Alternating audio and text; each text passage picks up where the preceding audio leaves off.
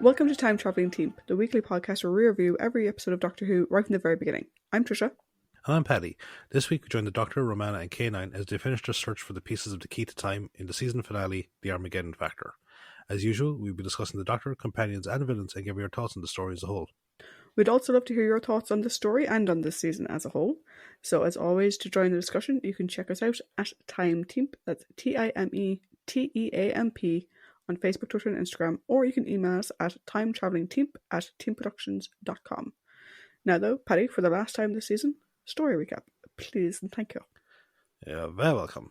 Part 1. In the TARDIS, Romana reveals that the location of the last segment of the key to time is on the planet Atrios. The Doctor says that he has never been there and wonders what the locals are like.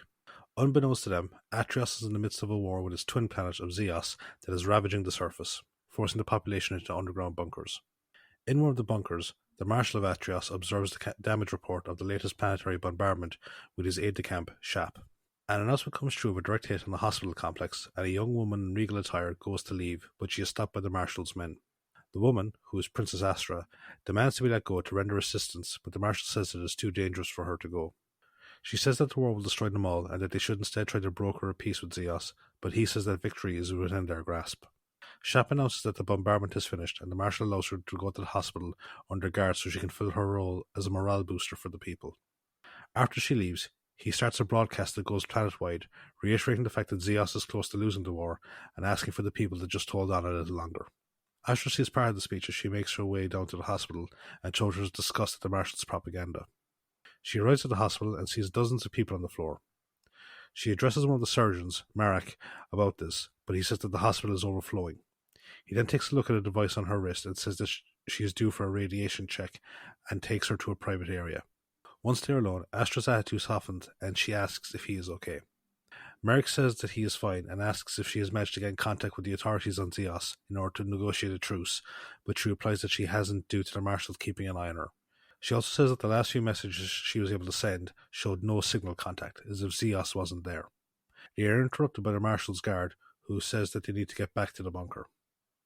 Back in the bunker, the Marshal asks Shap if they have managed to regain contact with their lost fleets, but Shap says that their navigation system is still being blocked by an unknown source. Meanwhile, the TARDIS materializes in orbit around Zeos, and the Doctor turns on an external view screen. However, they are shocked to see that the planet is further away than expected, and Zeos is nowhere within sight. The Doctor says that something has gone wrong, and Romana suggests that maybe the Black Guardian is trying to stop them from completing their task. The Doctor says that might be just a coincidence, and says that they will investigate the planet. As they draw closer, Romana reports the intense radiation levels on the planet and suggests that there must be a nuclear war occurring there. The Doctor tells her to keep a more positive outlook on things, but she says that they usually end up in less than optimal conditions. The Doctor acquiesces to the point and says that the war is most likely being fought over the last segment of the key to time. Their approach is detected in the command center, and the Marshal orders Shap to track it, believing it to be a Xeon weapon. He then quietly says that once it is destroyed, he can use it as another propaganda victory in order to undermine Astra's desires for peace. Shap observes his odd behaviour, but he leaves, ordering Shap to inform him once the TARDIS is within missile range. He makes his way to a secluded bunker and orders Astra's bodyguard to bring her to the highly irradiated section of the hospital complex, under the pretense that it has been decontaminated to make room for a new children's wing. He watches as they arrive, and the guard locks her into a room. The Marshal then emerges and kills the guard before making his way back to the command center. In the room, Astra bangs on the door to be let out as her radiation counter starts to increase. He arrives back into the command center, and Shap tells him that the TARDIS is maintaining its position and is most likely doing a surveillance sweep. The Marshal orders it to be destroyed, and a nuclear warhead is launched at it. The TARDIS crew sees the missile approaching, but the Doctor tells Romana not to dematerialize until the last moment, saying that it will look like they were destroyed in the blast. He tells her to put the locator rod into the console so that he can land as close to the segment as possible. K9 then counts down the impact, and the missile explodes just as they dematerialize. The TARDIS lands in the hospital complex just outside the irradiated zone. K9 tells him of the varying levels of radiation throughout the underground complex, but points to the guard's body and says that he is only recently dead. The Doctor says that they should find the segment, and Romana uses the locator rod, which points them towards the locked room containing Astra. The Doctor asks K9 if he can sense any life behind the door, but he replies that the lead shielding in the door makes it difficult for him to get a proper reading. The Doctor asks K9 to cut a small hole in the door so he can investigate. However, their presence in the complex has triggered an alarm, and Shap reports it to the Marshal, who is again acting strangely and staring at his reflection in a mirror. The Marshal tells Shap to seal off the area and he will go investigate it himself. He also orders Merrick to be detained in the command center, saying that he is guilty of treason. He arrives at the irradiated zone just as K9 finishes cutting a hole in the door, and the Doctor sees Astra inside. The Marshal pulls a gun on them and demands to know who they are. He then sees the guard and says that they will be held accountable for the debt and leads them back to the command center. After they leave, a missile strike causes a section of the roof to cave in, stopping K9 from following them. Meanwhile, inside the locked chamber, Astra passes out due to the radiation, but a few moments later, a section of the wall opens and a masked figure goes in and retrieves her before teleporting away. At that moment, the Marshal and the others arrive back at the command center and he labels them as Xeon spies. Marek arrives and the Marshal says that they are in league with Marek and are responsible for the guard's death and the disappearance of Astra. Marek protests his innocence, but the Marshal ignores him and turns his attention to the Doctor and Romana. The Doctor says they are lost travellers and that they are unarmed, showing him his electronic dog whistle as proof of his harmlessness. The Marshal orders Shap to test it to prove that it is harmless, and he blows on it, inadvertently summoning K9. He arrives at the command center and the Doctor orders him to shoot out the lights. He tells Romana to run and they flee back to the TARDIS. However, when they get back to it, they discover it gone. Part 2. The Doctor says that the TARDIS is actually buried under the rubble caused by the collapsed ceiling. Romana says that there is someone coming, and they take cover as they hear someone approaching. They jump out at the person and they say that it is Marek, who also fled from the command center. He asks them where Astra is, revealing that he is in love with her. The Doctor says that he saw her inside the locked chamber, and Marek says that they need to get her out of the chamber as it is highly radioactive. The Doctor tells him to keep back and asks K9 to blast the door open carefully. He then asks Marek why the Marshal will want to get rid of Astra, and a shocked Marek replies that it was probably due to her opposition to the war and her attempts to negotiate a peace. K9 gets the door open, and they all rush inside but find it empty apart from her crown. Marek is despondent at her loss, but the Doctor says that she was most likely taken by someone. K9 says that it is too dangerous to remain in the room, and they leave, but the Doctor tells him to keep an eye on the rear wall. He then asks Marek about the area behind the wall, and Marek says that it is occupied by an abandoned recycling shaft. The Doctor leads him back to the command center as he wants to know what the Marshal is up to. In the command center, there are approaches related to the Marshal by Shap. He asks about K9 and he orders Shap to recover it so that he can recycle it for scrap for the war effort. Shap opens up the wall section and a curious K9 follows a red signal light that leads him onto a conveyor belt that leads to a furnace. Out in the corridors, Marek asks Romana what they are doing on the planet, and she says that they are looking for something. She asks if Astra has any other jewellery or ornaments other than the crown, but Marek says no. They are suddenly apprehended by the Marshal's guards, and the Doctor leads them back to the command center. They arrive there, and the Doctor goes to speak with the Marshal, who's again in front of the mirror, but doesn't respond to him. The Doctor asks Shap what he is doing, and Shap replies that he is meditating, which he is prone to do when dealing with a problem. The Doctor passes a remark, comparing the Marshal to a ventriloquist dummy, but he then suddenly grows serious when he explains the concept to Shap. They are interrupted by the Marshal, who is much more convivial, and apologizes for his earlier treatment of them. He says that their arrival was foretold and that they will lead Atrios to victory over Zeos. Shap says that the Xeon battle fleet has been detected, and the Marshal leads the Doctor to the command chair so that he can witness the counterattack. The Doctor observes that the Atrios fleet is much smaller than the other one, and the Marshal says that the war has crippled their production capabilities. They watch as the fleet is slowly decimated, but the Marshal refuses to call them off. Shap explains that the crews are barely out of training, and so the Marshal reluctantly orders the retreat. He then begs the Doctor to give them the weapon that will win them the war, but the Doctor replies that the only weapon he can provide is peace. The Marshal says that they cannot sue for peace without a deterrent, and the Doctor agrees to provide him with one if he can help him locate Astra. The Marshal agrees to this, and he asks what the deterrent will be, and the Doctor says that he will create a barrier around the planet that will stop the Xeon fleet getting through, but also stop anything from Atrios getting out. The Marshal doesn't like the idea, leading the Doctor to say that he will create a one-way barrier, but that he will need K9 to help, but Shap reveals about the dog's current predicament. The Doctor demands to know where the furnace is, and he rushes to it and climbs into the furnace pipe to rescue K9. The Marshal orders Shap to shut down the furnace, as he manically repeats that the Doctor must not yet come to harm. Shap says that there is nothing that can be done, and the Marshal angrily berates him before rubbing at his own throat, which is a small blinking diode attached to it. However, the Doctor emerges from the furnace pipe intact with a slightly singed K9. They go back to the command center, and the Doctor says that he plans to create a one-way barrier via the use of a psychological warfare. He asks to meet his Xeon prisoners so that he can understand their mentality to find anything that would deter them from attacking Atrios. However, the Marshal says that they do not keep prisoners, as both sides have committed to killing themselves rather than be captured. The Doctor says that he will need to think of something else, and Romana asks after Astra. The Marshal says that he has received reports that she was captured by Xeon spies, but he is called away as another attack is incoming. Romana takes the Doctor aside and mentions the Marshal's rant whilst he was in the furnace pipe, as well as seeing the diode on his neck. The Doctor says that it may be a control device, and Romana wonders what could be controlling him. Marek interrupts him and says that they need to find Astra, but the Doctor says that they are very close to finding her, but she believes that she's being used as bait for a trap. He tells an insistent Marek that she is probably on Zeos, but Romana reminds him that they couldn't see it on the TARDIS screen. He says that it is being hidden from them by something, but he can't guess as to what it is. He then suggests that Romana and Marek go to take a look at what is behind the mirror that the Marshal keeps looking at, whilst he keeps the Marshal distracted. The Marshal says that they are losing the current space battle, and says that they need to get the force field up immediately. K9 says, though, that they do not have the sufficient energy to produce it. The Doctor again suggests a psychological barrier and offers to go to Zeos and abduct someone to examine. Suddenly a message from Astra appears on the screen, telling her people to lay down their arms and hand over the Marshal lest they be destroyed.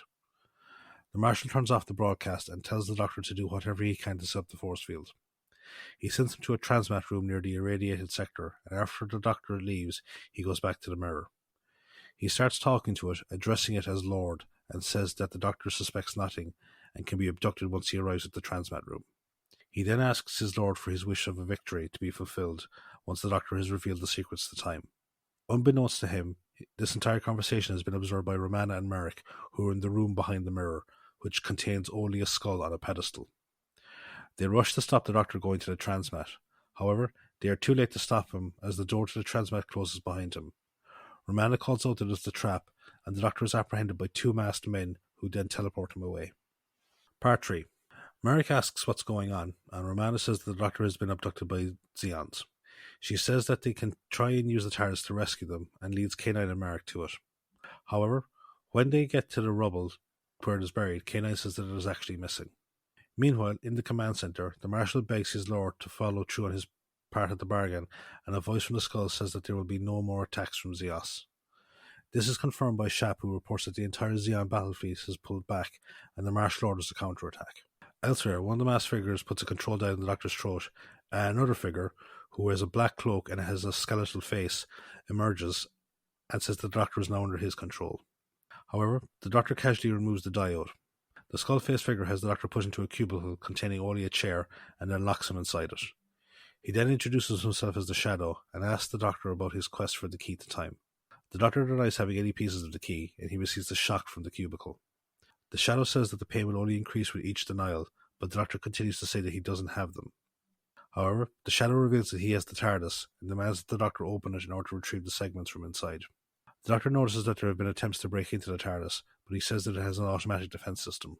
The Shadow again demands that he bring out the segments, or he will kill him, but the Doctor says that he placed them into a limbo dimension, that he can only retrieve them with the sixth segment. He says that they are in an impasse, but the Shadow says that he can wait, as he knows the Doctor's impatient nature will lead him to make the first move. The lights go down, and when they come up again, the Doctor sees that he is alone with the TARDIS. He decides to look around for the sixth segment. Back on Atrios, Romana and the others return to the chamber near the transmat room, and she asks K9 to work on opening the secret door. Marek announces that the bombardments have stopped and wonders why the Xeons would capture Astra if they knew that they were close to winning. Romana says that it has something to do with her quest and assures a frantic Marek that they can find Astra using the locator rod. Suddenly Marek steals it from her, just as K9 opens the door to the transmat room, and he dashes inside before they can stop him. He teleports to the Zeos transmat room, and then begins to search around for Astra. Elsewhere, on an orbital space station, the Shadow interrogates a chained up and despairing Astra about the location of the sixth segment. She says that she doesn't know what he is talking about, but he says that the location is a secret that has been passed down to each generation of the Royal House of Atrios. He then shows her an image of Marek wandering the corridors in an underground structure on Zeos, and threatens to harm him if she doesn't reveal the location. Back on Atrios, the Marshal demands to know where Shap is, and he is told that he has gone to investigate an intruder alarm near the irradiated section. He then orders the last available ship to be ready to launch an attack on Zeos. Meanwhile, Shap watches as Romana and K9 use the transmat, and after a few moments, he follows them through it.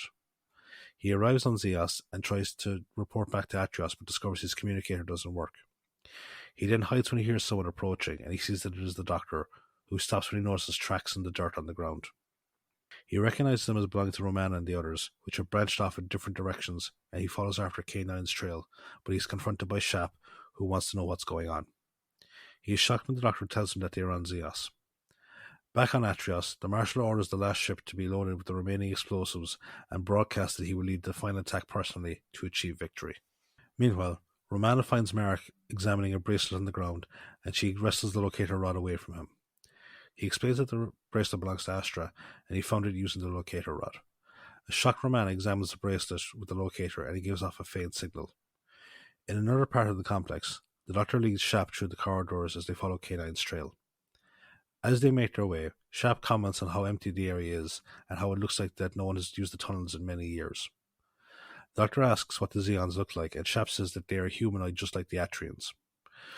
Suddenly K9 appears, having followed the signal emitted by the Doctor's whistle, and he reveals that he has been in contact with the Zeon commander. The Doctor tells him to find Romana and Marek so that they can meet the Zeon commander together. En route, K9 says that it has been nice to communicate with another non-organic life form, which stuns the Doctor. They find Romana and Marek a short while later, and Romana tells the Doctor about the bracelet. K9 leads them to a door with a series of circuit panels on it, and then orders them to remain silent whilst he communicates with it. The door opens a few moments later, and he tells them to wait for him to come back. A short while later, K9 returns and tells the Doctor and Romana to come with him, and the Doctor tells the other two to stay outside. They go inside and see a room with monitor lenses on the walls and a computer in the middle of the room.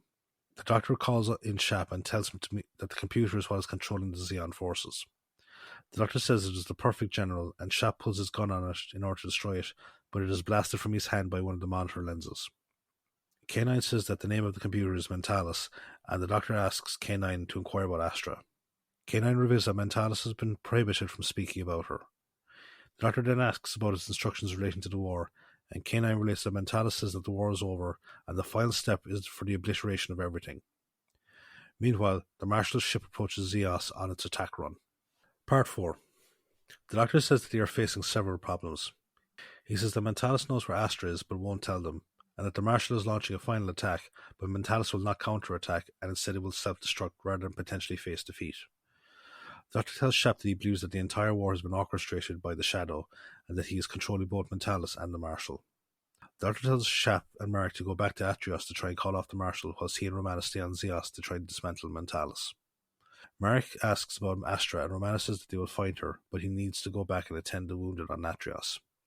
At that moment, the Shadow places a control diode on Astra and orders her to go and meet Marek. She calls out to him, leading him away from Shap as they make their way through the transmat. Shap reaches the transmat, but he's attacked by one of the Shadow's minions, and they shoot each other. Shap kills the minion, but falls back into the transmat wounded and then teleports back to Atrios. Marek wanders the corridors following Astra's voice, and he eventually finds her. However, she is just an illusion, and he passes through her and falls down a shaft. Back in Mentalis' room, Doctor and Romana carefully try to dismantle the computer without setting off the monitor lenses. Romana suggests that the Shadow has Astra, but the Doctor wonders where he is keeping her. Romana says that it could be in the same place that is blocking Zeos and Atrios from seeing each other. The Doctor says that they will go look for it once they have finished dismantling Mentalis. However, after he unhooks one of the sides, Mentalis starts to beep loudly, and K9 says that they have activated his higher alert function, and that any further action against it will lead to its self-destruction. The Doctor then says that they have to hope that Shap can stop the Marshal. Mentalis continues to beep quicker, and K9 says that he has detected an enemy ship and is preparing its self-destruct sequence. The Doctor then gets an idea and ducks down near the exposed section of Mentalis, causing the monitor lenses to open fire at him. However, as he ducks down, they all hit Mentalis, destroying it. The Doctor says that they are still in danger and leads them back to the TARDIS. Meanwhile, Shap gets back to the command center and tries to call the Marshal off, but his pleas are ignored as the Marshal tells the pilot to keep going. In the TARDIS, the Doctor presents the nearly completed key to time, but he says that it needs to be fully completed in order to work. He then suggests that if they could find something to fill the remaining gap, then it might work. The Doctor fashions a substitute piece out of a material called chronodyne, but K9 says that it will deteriorate quickly once they start using it. The Doctor says that it should give them enough power to create a neutral, timeless zone, and he hands it to Romana to complete the key. Rather than stop time as intended, the fake piece creates a 3-second time loop that starts just as the Marshal gives the order to fire on Zeos, and Mentalis begins its 10-second countdown. The Doctor says that the time loop is happening all across the universe, and Romana marvels at the power that the key can grant. The Doctor says that they are effectively gods for the next few hours, but K9 says that due to the deterioration rate of the chronodyne, they have less than 4 minutes before time resumes to its normal flow. Romana suggests localizing the loop to the area around the two planets to decrease the deterioration rate. K9 says that it is working, as the time loop is lengthening itself in accordance with the deterioration rate, and Romana says that they need to hurry. The time loop is detected by the Shadow, who instructs Astra to lure the Doctor to his lair so that he can access the TARDIS. She leaves, accompanied by a pair of the Shadow's minions, and she goes to retrieve a wounded Marek from the shaft that he fell down. She then brings him towards the TARDIS, followed discreetly by the armed minions. They encounter K9, who is on guard outside the TARDIS, but he tells them to take cover whilst he engages the minions. He then chases them off as Marek leads Astra to the TARDIS, who demands to know how to get inside. Marek says that only the Doctor can open it, and so they set off in search of the two Time Lords. Meanwhile, K9 chases the minions into the transmat room and they escape. However, as K9 gloats with his satisfactory victory, a beacon appears on the transmat platform, and a curious K9 goes to investigate. When he doesn't answer his queries, he is then teleported away. Marek and Astra find the Doctor and Romana outside Mentalis' chamber. She says that she managed to escape from the Zeons, and explains Marek's injuries by saying that the Zeons wounded him and caused him to fall into the shaft. The Doctor suggests that he go back to Atrios to attend to his injuries and help their people, but Astra says that she would feel safer with the Doctor. The Doctor says it would be better if they left, and after they go, the two Time Lords comment on her unusual behaviour and say that they should focus on finding the Shadow's lair, which K9 has actually landed on and begun exploring. At the transmat chamber, Astra leaves the wounded Marek behind as the two minions return, and she leads them to fulfill her task. A confused Marek then staggers into the transmat and teleports away. Astra runs towards the TARDIS, catching the Doctor and Romana just as they enter the TARDIS. She tells him that she sent Marek back to Atrios before she fled from the minions. Romana says that the time loop is extended to 5 seconds, which should buy them another hour, and goes to try and locate the Shadow's lair. The Doctor sees Astra staring at the key. He asks her if she knows where the last segment is, and stops her from touching it just as he notices the control dial on her neck. Romana says that she has located the Shadow's lair, and they make their way towards it. The Shadow observes their approach, with the now enslaved K9 by his side, and gloats over his impending victory. Part 5. The TARDIS lands in the Shadow's lair, and Romana wonders how they will find the last segment without the locator, as it is needed to keep the key together and therefore maintain the time loop. The Doctor tells Astra that they need her to find the Shadow's lair, but in a trance-like state, she says that she wants to stay in the TARDIS to fulfill her destiny. She then receives a telepathic command from the Shadow to bring Romana to him. Astra apologizes for her strange behaviour and says that she will lead them to the Shadow. Romana skeptically looks at the Doctor, but he tells her to go on and he will follow them. Suddenly, the console starts to receive the same strange signal emitted by the distress beacon that lured away K9, and the Doctor wonders where his robotic dog is. He then exits the TARDIS and starts to track the signal. He sees Romana and Astra up ahead, but when he turns away from them for a moment, they disappear. He then moves on to follow the signal, but encounters several versions of Romana all calling out for him. He continues on following the signal and also encounters a version of himself. He then notices holographic projectors and security cameras embedded in the walls. He addresses one of the cameras and tells the Shadow that he is aware that Astra is under his control, but he confidently says that Romana is more than capable of looking after herself. He brags about their status as Time Lords and their quest on behalf of the White Guardian. Suddenly, a holographic projection of the Shadow's head appears and says that he is aware of their heritage and tells the Doctor that he is in service to the Black Guardian. He then causes the stunned Doctor to fall down the shaft. Meanwhile, Astra leads Romana into a trap where she is captured by the Shadow's minions. At the bottom of the shaft, the Doctor has barely enough time to gather his bearings before he is stunned by the sudden appearance of a man emerging from a cavern wall. After a few moments of staring at each other, the other man smiles and greets the Doctor happily, calling him Theta Sigma and introducing himself as Drax. He reminds the Doctor of their time together at the Academy on Gallifrey. After a few moments, the Doctor remembers him and warmly greets him before asking what he has been doing since flunking out of the Academy. After having spent a brief stint in a Brixton jail on Earth, Drax says that he's been doing freelance cybernetics work, and the Doctor asks him about Mentalis. Drax admits to having created it, but says that he did so after being threatened by the Shadow. He then reveals that he was the one who sent the distress beacon. The Doctor then asks him about the tunnel that he was digging. Drax says that he has dug multiple tunnels in an attempt to reach the transmat chamber so he can use to get back to his TARDIS, which is on Zeos. Drax leads the Doctor back through the tunnel and shows him his lair, which is full of bits and pieces of machinery. The Doctor sees a dimensional stabilizer of a TARDIS, and Drax says that he took it out for repair. A cautious doctor asks him why he hasn't used it to escape and checks his neck for a control diode. After initially denying it, Drax admits to being tasked by the Shadow with getting into the TARDIS and retrieving the key, but he again says that he only agreed to it after being threatened with death. The Doctor suggests that they instead work together to try and escape. Meanwhile, Romana is inside a torture cubicle, but remains resilient to the electrical charges being sent through her. The Shadow halts the torture and she collapses to the ground. She defiantly says that she will die before she tells him anything, but he says that the Doctor won't let her die, and he sends K9 to retrieve him. The Doctor hears K9 calling for him, but notices that he doesn't address him as Master. He doesn't comment on it, and instead follows K9's voice. He meets the robot dog at a grate and tries to get through to grab him, but K9 backs away and gives him a message from the Shadow, saying that he will give Romana back in exchange for the key to time. The Doctor says that he will give it some thought, but Sully manages to burst through the grate and shoves K9 down the tunnel towards Drax. He tells Drax to remove the control diode from K9 and that he will return soon. However, as he makes his way down the tunnel, he is captured by one of the minions. He is brought back to the Shadow and sees that Romana has been placed back into the torture cubicle. The Shadow demands the key, but the Doctor refuses, and so the Shadow tortures Romana again. The Doctor tells him to stop, but Romana says not to give in. However, the Doctor refuses to let her die and asks what the Shadow intends to do if he gives him the other 5 segments. The Shadow says that he will destroy Atrios and Zeos and states that the Doctor's time loop will be unable to keep them safe. He says that he and the Black Guardian will turn the entire cosmos into a battlefield and watches as it is destroyed. The Doctor reluctantly agrees to go to get the key despite Romana's protests. After the Doctor leaves, the Shadow removes the control diode from Astra, and in a state of confusion, she asks what is going on.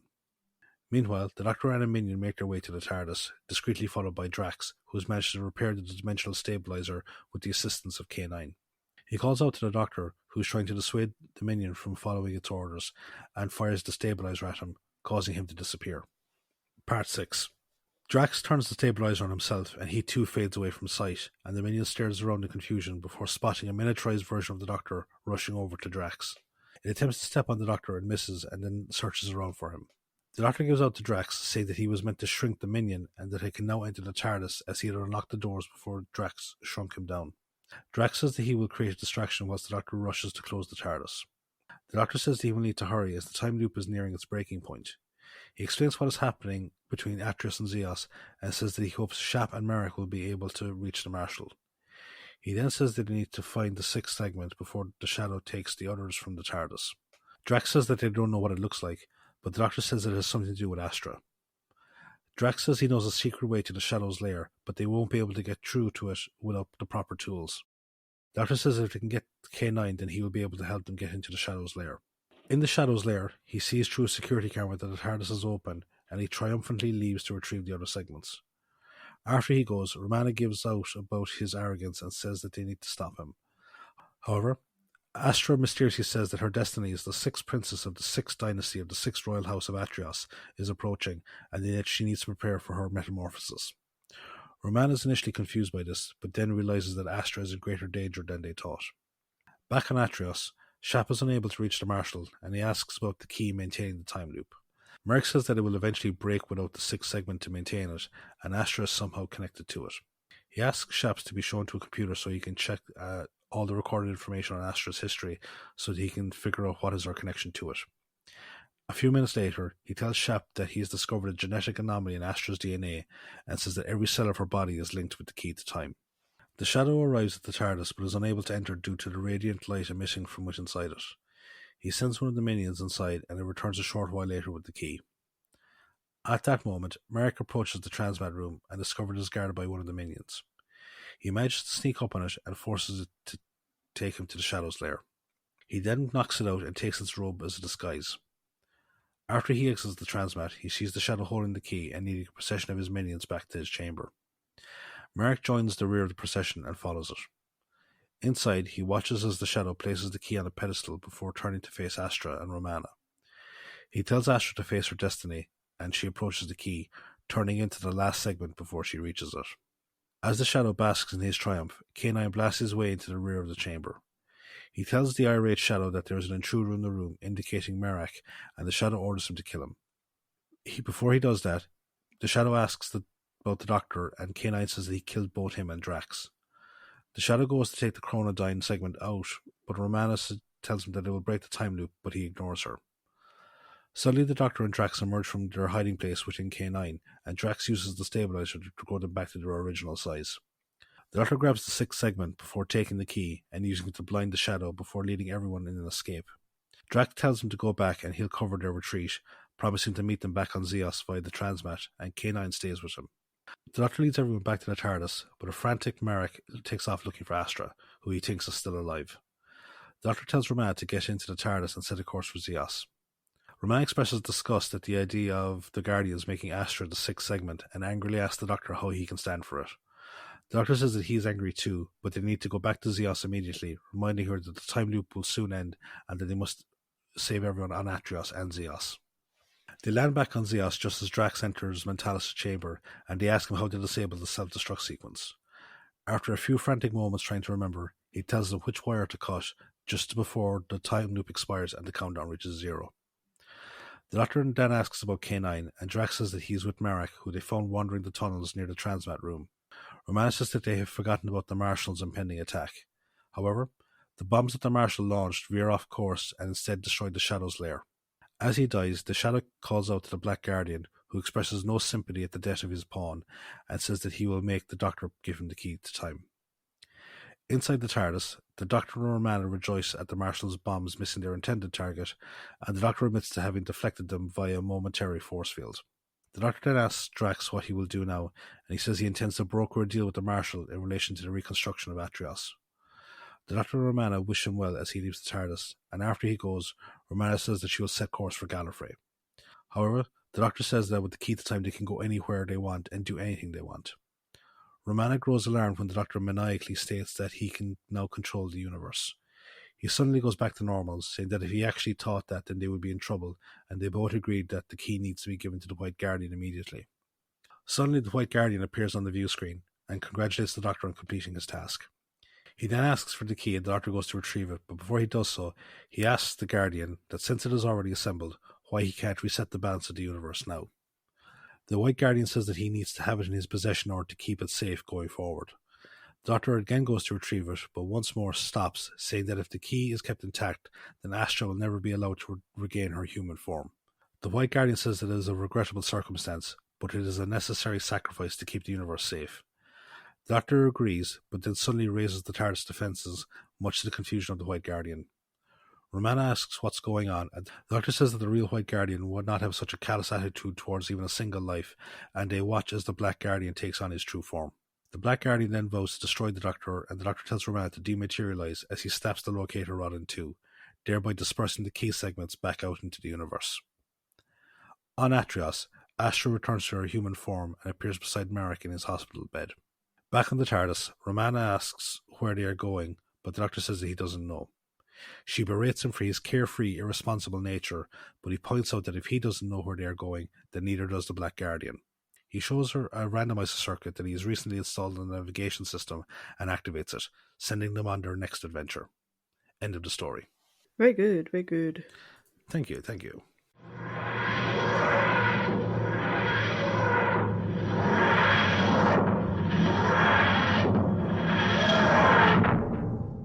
So, the Doctor and Romana are off to God knows where or when, but we'll go to the one place that we do know where we go after a summary, which is the trivia spot. So, what do you got for us this week?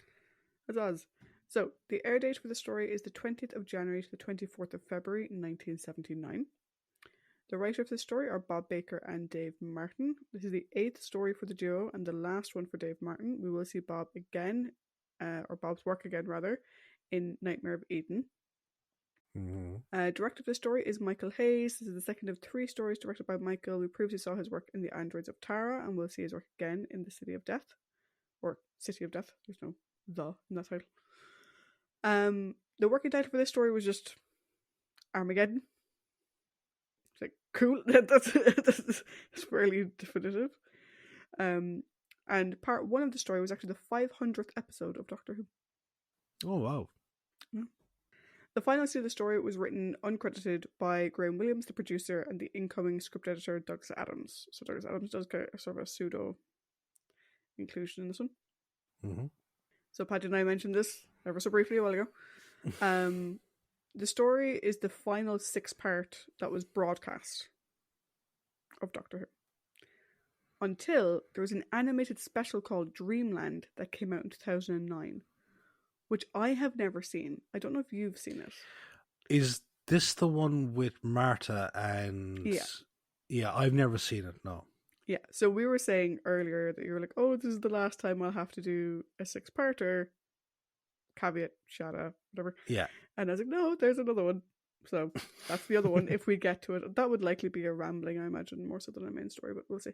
Yeah. The 2 other stories that come close would be Shada, but that was never actually broadcast. But obviously we'll be discussing it, so Paddy will have to do it for that.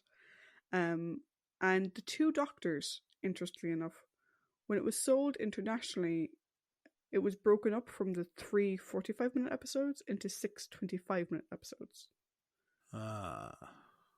So I have the non-international broadcast version, so I have the 3 45-minute episode version, which is the original broadcast version, the version that we'll do anyway. But yeah, so that technically could have counted for another one, but Paddy saved. Although in fairness, 3 45-minute episodes versus 6 25-minute episodes is going to save you a whole lot. Yeah, because like I was thinking about it there the other day, when we move on to the 45-minute format with Colin, but then with the revival era, I'm wondering what the recaps are going to be like, because obviously there's certain scenes which are, you know, I'm not going to do line for line dialogue quotes, and then just some of them already have brief descriptional moments, you know. So we'll see. Yeah, I think a good guide for that, and we've mentioned them before, is our friends over at Mission Log, because they obviously do a recap of the episode of Star Trek, and Star Trek was always 45 minutes. Mm-hmm. Yeah. So it'd be good to have a listen to how Norman and John do theirs and steal it. Mm-hmm. The boys don't mind this. Yeah. According to Mary Tam in the DVD featurette, There's Something About Mary, which I'm sure they were delighted when they got that title. It was while filming this serial that she made her final decision to leave the series.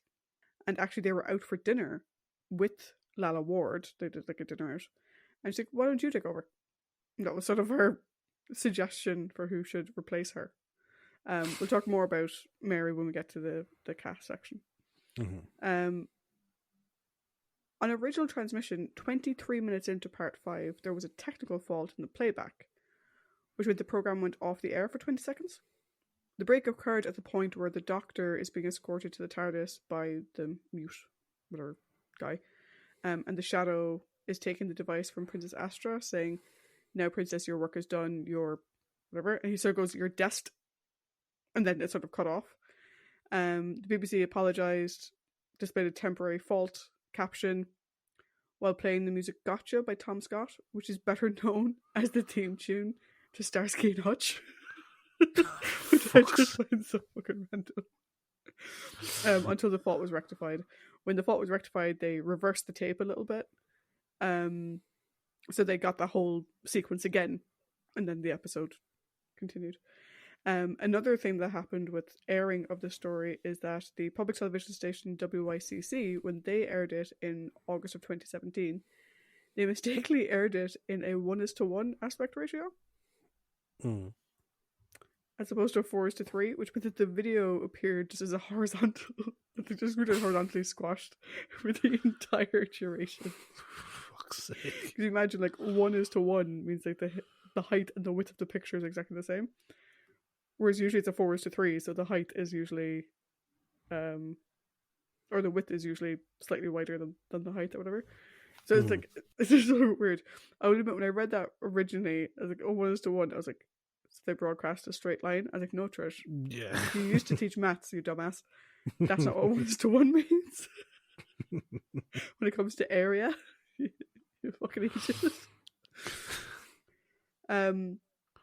Bob Baker and Dave Martin originally envisaged the character of Drax as this sort of elderly eccentric. They were thinking sort of along the lines of the aged prisoner in The Count of Monte Cristo, sort of going down that road. But then they reimagined him as this sort of South London car salesman type thing. He's a pure Del Boy. Pure Del Boy. Completely, like. A couple of differences from the original storyline. In the original storyline, both Atrios and Zeos were populated. Astra at that point in time was called Reyna, but they changed that because it was too close to Prince Reinhardt from Andrew the Tara. It would have been too close. And she was an astrophysicist who had discovered the Shadow's planet lying in between the two warring worlds. And the conflict had arisen because Atrios and Zeos blamed each other for a shift in their orbits that was being egged on by the Shadow, who was known as the presence on Atrios and the voice on Zeos. The Doctor was then forced to use the makeshift key to time to temporarily freeze both planets' armies. The Shadow's own shadow turned out to be the sixth segment. Weird. And his plan was to use the power of the key to put one half of the universe in a war against the other half. The Doctor stopped the Shadow by unfreezing the armies and giving each the coordinates of the Shadow's Castle of Evil. I think I've seen that 80s cartoon. Quite a different story to the one we got. It actually it reminds me a small bit of Frontier in Space. Yeah, a bit, yeah. Yeah. Originally, the Black Guardian didn't appear at the end. Originally, the Doctor just simply decided he didn't trust the White Guardian with the key, and he just scattered the segments everywhere. And that was mainly done because Cyril Luckham was unavailable to reprise his role as the White Guardian. Okay, that answers something for me later on. Is it the same person? No. No, not that, but a story beat, shall we say. Yeah. Mm-hmm. So, several clips of scene performances that weren't intended to be broadcast have been circulated from the serial. And there's two sequences that happened during rehearsal. And we know it's during rehearsal. Some people think that this was done live. But we know they're during rehearsal because Mary Tam has her glasses on, which she never wears as Romana. And her hair's in curlers, which obviously, no. And in one scene, Mary Tam and Tom Baker move in for a kiss after delivering a line. And in another, Tom replies to a negative comment from K9 being, "You never fucking know the answer when it's important." And you can hear the crew laughing at this off screen. Unfortunately, that latter one sort of led people to believe that that was Tom losing his temper during filming, as opposed to it being in rehearsal, as Tom clearly just having a fucking mess about. Do you know what I mean? Which is annoying. It was also during the Armageddon Factor that Tom Baker, Mary Tam, and John Leeson filmed a brief 1-minute gag scene dubbed Doug Who for the BBC staff Christmas party. The scene begins with the Doctor and Romana sitting on the floor by the TARDIS console, apparently kissing off screen. And then they act tipsy as they share a bottle of vodka with K9, who's asked to sing a few bars of We Wish You a Merry Christmas. The Doctor then asks K9 what he wants for Christmas. K9 replies, and then asks the Doctor what his desire is, to which the Doctor looks into the camera, then, quote-unquote, leers at Romana, who leers back before the two actors in the crew break into laughter.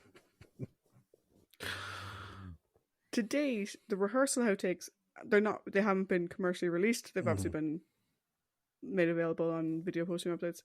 But Doug Who, which was retitled to Merry Christmas Doctor Who, is included as a bonus feature in the Key to Time DVD set.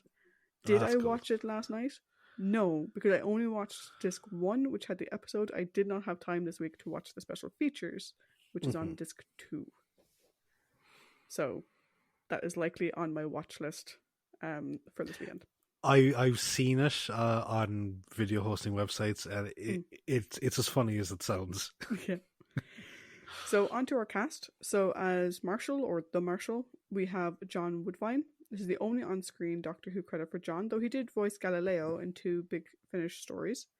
His non-Who credits include The Further Adventures of the Musketeers, Z-Cars, The Devils, An American Werewolf in London, and The Life and Adventures of Nicholas Nickleby. I really like him in American Werewolf in London. Princess Astra is played by Lalla Ward. Lalla will go on to play Romana, so I'm not going to discuss her anymore. We'll talk about Lalla's background and stuff when we talk about her first episode as Romana. Same time. Shap is played by David Harries. This is the only Doctor Who acting credit for David, or is it David? Davyd. I think that's David. David. I'll go with David. So, his non-Who credits include Softly Softly, Out of the Unknown, Doomby and Son, and Blake 7. Merrick is played by Ian Saynor. He's the only on-screen Doctor Who credit for Ian, though he did also do some work with Big Finish. His non-Who credits include The Malins, The Tudors, Doom Castle, and All the World's a Stage. The Shadow is played by William Squire. This is his only Doctor Who credit. His non-Who credits include Blake 7, All Creatures Great and Small. He voiced Gandalf in the animated version of The Lord of the Rings. And he also was a friend of Richard Burton's, and he took over the role of King Arthur in the Broadway musical Camelot, alongside Julie Andrews as Guinevere. Which is one of those musicals where I really wish there was more surviving footage, because I love the music from Camelot. I think it's amazing, but I'm gutted we never got to see Julie Andrews actually in it. I love because I've seen 2 clips. One is him singing to Guinevere, and then another one was part of that now long lost montage video, Julie Andrews dancing to The Eve of War. Yes. And it has a scene of him in it, and I'm always fascinated with the idea of that was notorious boozy workhound Richard Burton appearing in a musical. Yeah, so the bit you're thinking of where he's dancing with Julie Andrews is the song What Do the Simple Folk Do? And that is the only song in its entirety, I believe, that we have footage of from the original run of Camelot, and that was actually on the Ed Sullivan Show. All right. That clip is wrong. Yep. Was that the I same know a one lot about Julie Andrews stuff, so was that the separate podcast? Was that the same run that Robert Goulet was Lancelot? Yeah. So that's why I loved You Once in Silence. Yeah, but by association, I know a fair bit about Julie Andrews because of Trish. I had a phase I never quite got over. William Squire passed away in 1989. As Drax, we have Barry Jackson's the fourth and final story for Barry. We previously saw him in The Romans, Galaxy 4, and Mission to the Unknown. His non-Who credits include An Age of Kings, A for Andromeda, Z-Cars, Adam Adamant Lives, and Alfred the Great. That was a lot of A's. He passed away in 2013. What? It literally went from A to Z. Yeah. Let me say that again. Barry passed away in 2013. The Black Guardian is played by Valentine Dyall. Dyall. Dyall. I'm going to go Valentine. with Dyall. Let's go with Valentine. Is the first of 4 on-screen Doctor Who credits for Valentine. We'll see him again in Mordred Undead, Terminus, and Enlightenment. His non-Who credits include The Haunting, Bazaar, The City of the Dead, and Blake 7. Oh, Blake 7 this time around. Valentine passed away in 1985. Now, this is, as I've already mentioned, the last story for Mary Tam. There was a long-standing myth that Mary Tam revealed to the production team that she was pregnant, and that's why she resigned during or after the production of the Armageddon Factor. That isn't true. That sounds very similar to the Carl and John story. It's not true. And Mary Tam herself has said, well, I didn't give birth until November of the following year, so that makes no fucking sense. But in the DVD, she basically says that she chose to leave because she no longer satisfied with the character of Romana. We talked originally a couple of weeks ago around she wasn't entirely keen on taking the role to begin with, and then they promised her all of this stuff, and she kind of felt that they didn't deliver, to be honest. Yeah. And so she was no longer satisfied with the role of Romana, so she decided to leave. And she said she would have returned to do a regeneration. Spoiler alert, we don't get a regeneration scene properly in the way that we think of it for Romana, but she wasn't invited. And that sort of coincides with Douglas Adams had said that they had no intention of bringing her back for the next story. So, however, if you want more of Mary Tam as Romana, she did do a number of audio stories, some with Tom for Big Finish. Nice. Outside of Doctor Who, she was also in Doghouse, The Likely Lads, Jane Eyre, The Assassination Run, Brookside, Paradise Heights, and in one of her films, the 1987 release of Three Kinds of Heat, her character had the distinction of being killed off by a villain portrayed by Sylvester McCoy. I think I may have mentioned this a couple weeks ago, but I'm going to say it again. In September 2009, Mary published her autobiography, First Generation, which is a reference to the fact that she was the first generation of her family born in the UK, as her parents came from what was then the Soviet Union. I need you to have something like happy and perky to finish up this segment in a second, because the next bit I'm going to say is incredibly sad. Okay, fair enough. Mm-hmm. On the 26th of July 2012, Mary died at the age of 62. The BBC confirmed that she died in hospital following a battle against cancer. Tom Baker's statement was that she was a darling companion and wonderfully witty and kind, and that he was sorry to hear of her death. Here's the bit that I didn't know until I was prepping this. Her husband, Marcus Ringrose, died a few hours after her funeral. Which sounds horrific. For her. I think I read that they had one child and they had a grandchild as well. So that sounds like a horrible thing for them to go through. Good luck bringing up the mood. Okay, I'll bring up the mood, and I think I will hit that break glass in case of emergency story, which is like, usually I tell you to shut up about it. I was going to save it for another one much later down the line. It hits a bit closer to home for you. But in order to bring up the mood, one night when myself and Tricia were at work, back in our days of working at 4-Star Pizza, and we were cleaning, we had to do mop up. It was a 2-story building, so I had to wipe down the stairs. Paddy wasn't paying attention. Mop bucket was at the bottom of the stairs. I stepped in the mop bucket. Trish proceeded to piss herself laughing for the next 10 minutes, including pointing at me. Yeah. Okay, that worked. That worked.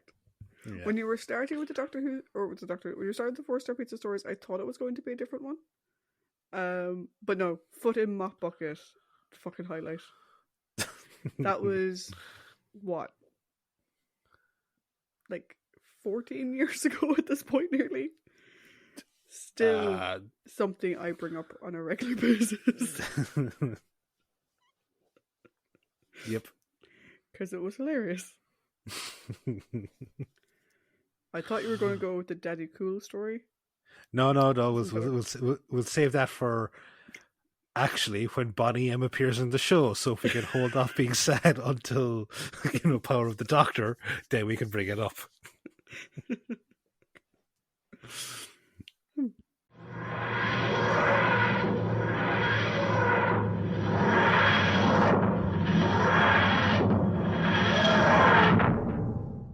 So thank you very much for that, both insightful and also slightly heartbreaking trivia.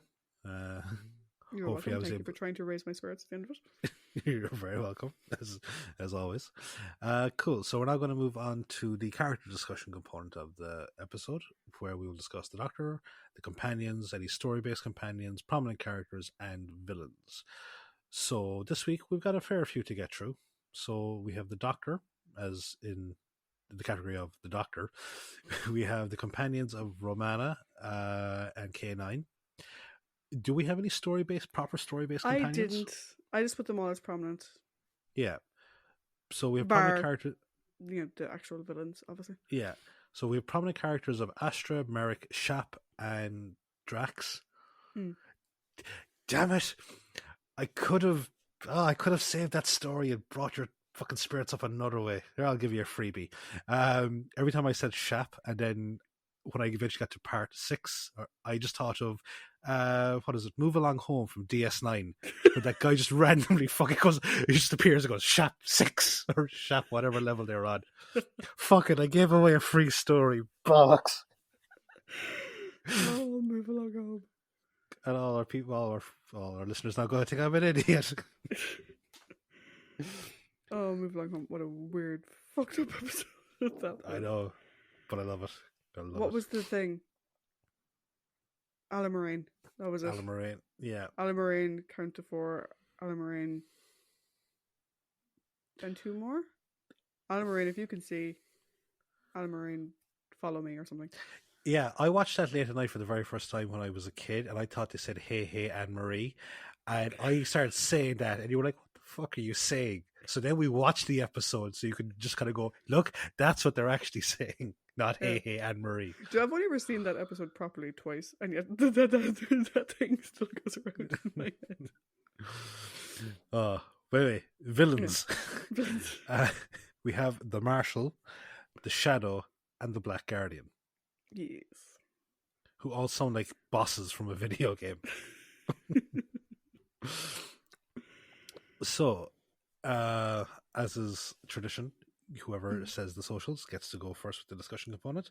So, Trish, give us your thoughts on the Doctor. I don't really have many thoughts on the Doctor in this one. A couple of things that stood out to me. The first one was, I know they're trying to kill you, right? But this happens wherever you go.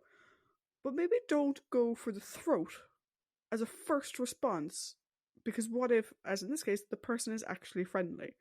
So when Merrick is chasing after them, trying to catch up with them, obviously the bad guys are chasing after them, trying to kill them. The Doctor reaches out from behind a wall and just goes for his neck. Like, Jesus. Tone it down a second, you fucker.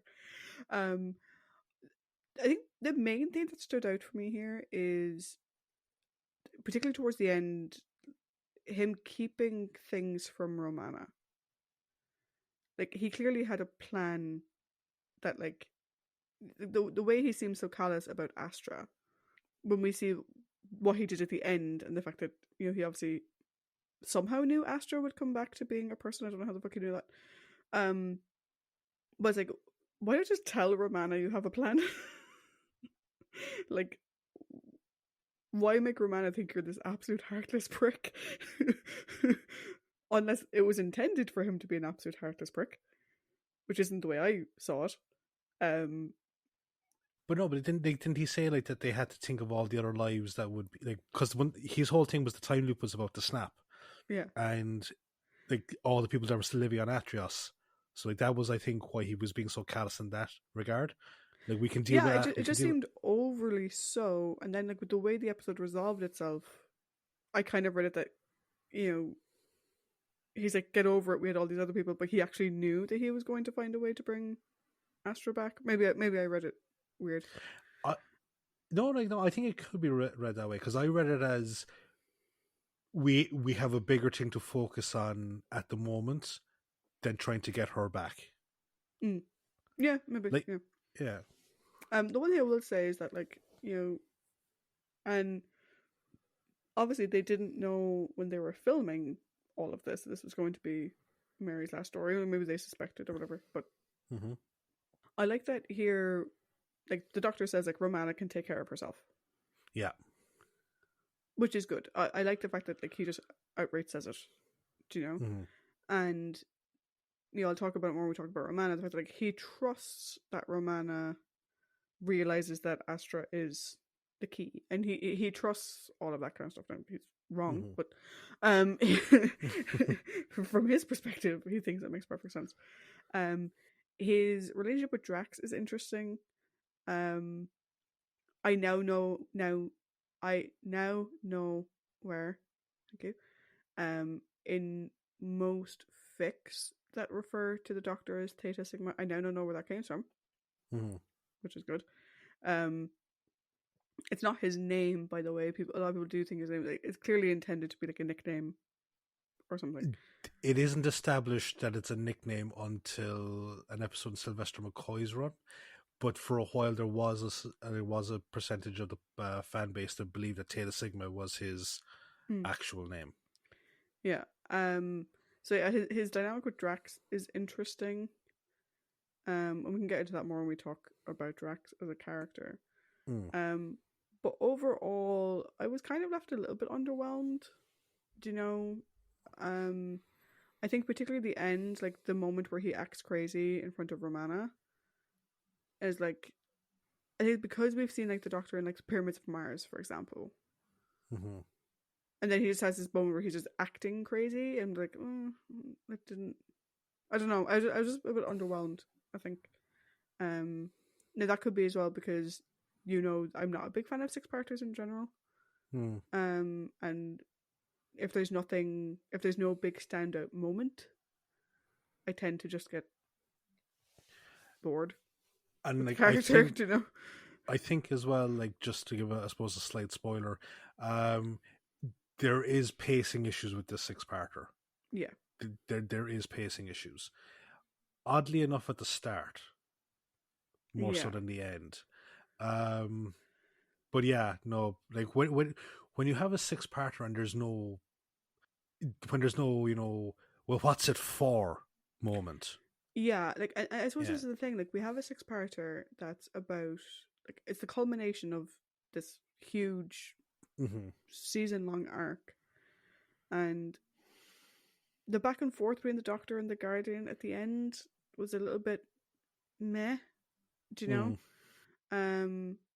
Like if you compare it to like earlier this season in Pirate Planet, where he was having that conversation with the captain in the hall.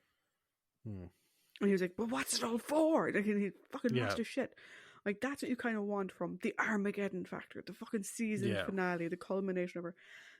And we didn't really get it. And I don't think that's Tom's fault. I think that he wasn't given anything with any level of veritas. I mean, there was nothing for him to really sink his teeth into, from my perspective anyway. How about you? No, that's a very good point. And there's one thing that's kind of springing to mind was cast your mind back if you can to the Time Monster and the Doctor's interaction with Kronos. That felt like, an extra dimensional deity.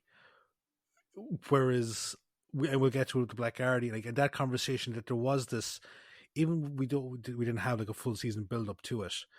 There was a certain element of, this is a kind of a heavy discussion, Quick side note before we get into discussing Tom's Doctor,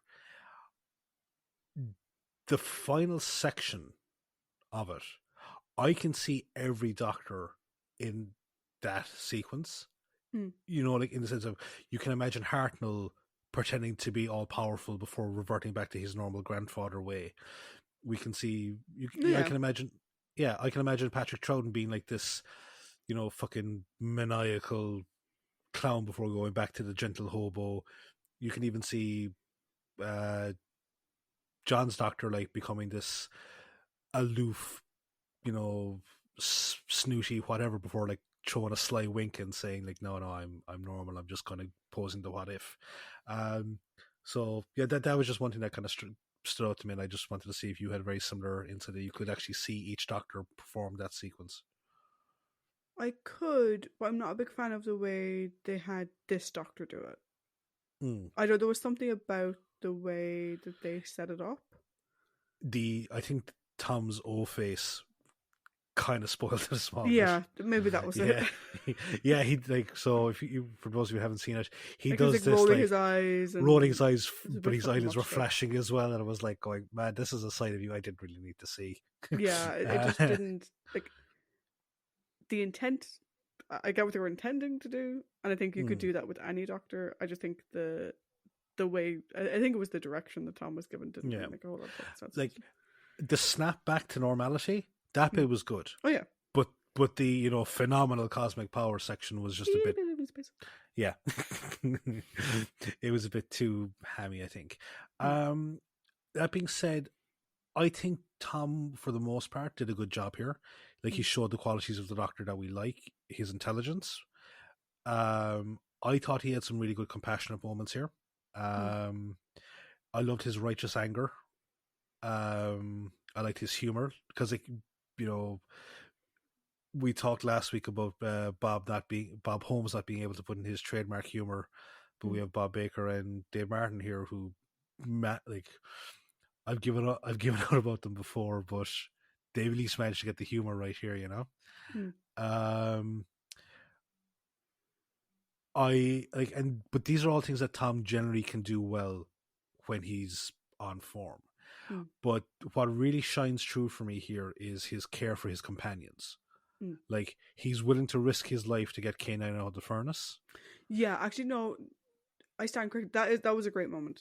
I stand Yeah, corrected. I did not like yeah. that time. That was a great moment. And also willing to risk the key falling into the hands of the Shadow in an attempt to get Romana free. Mm.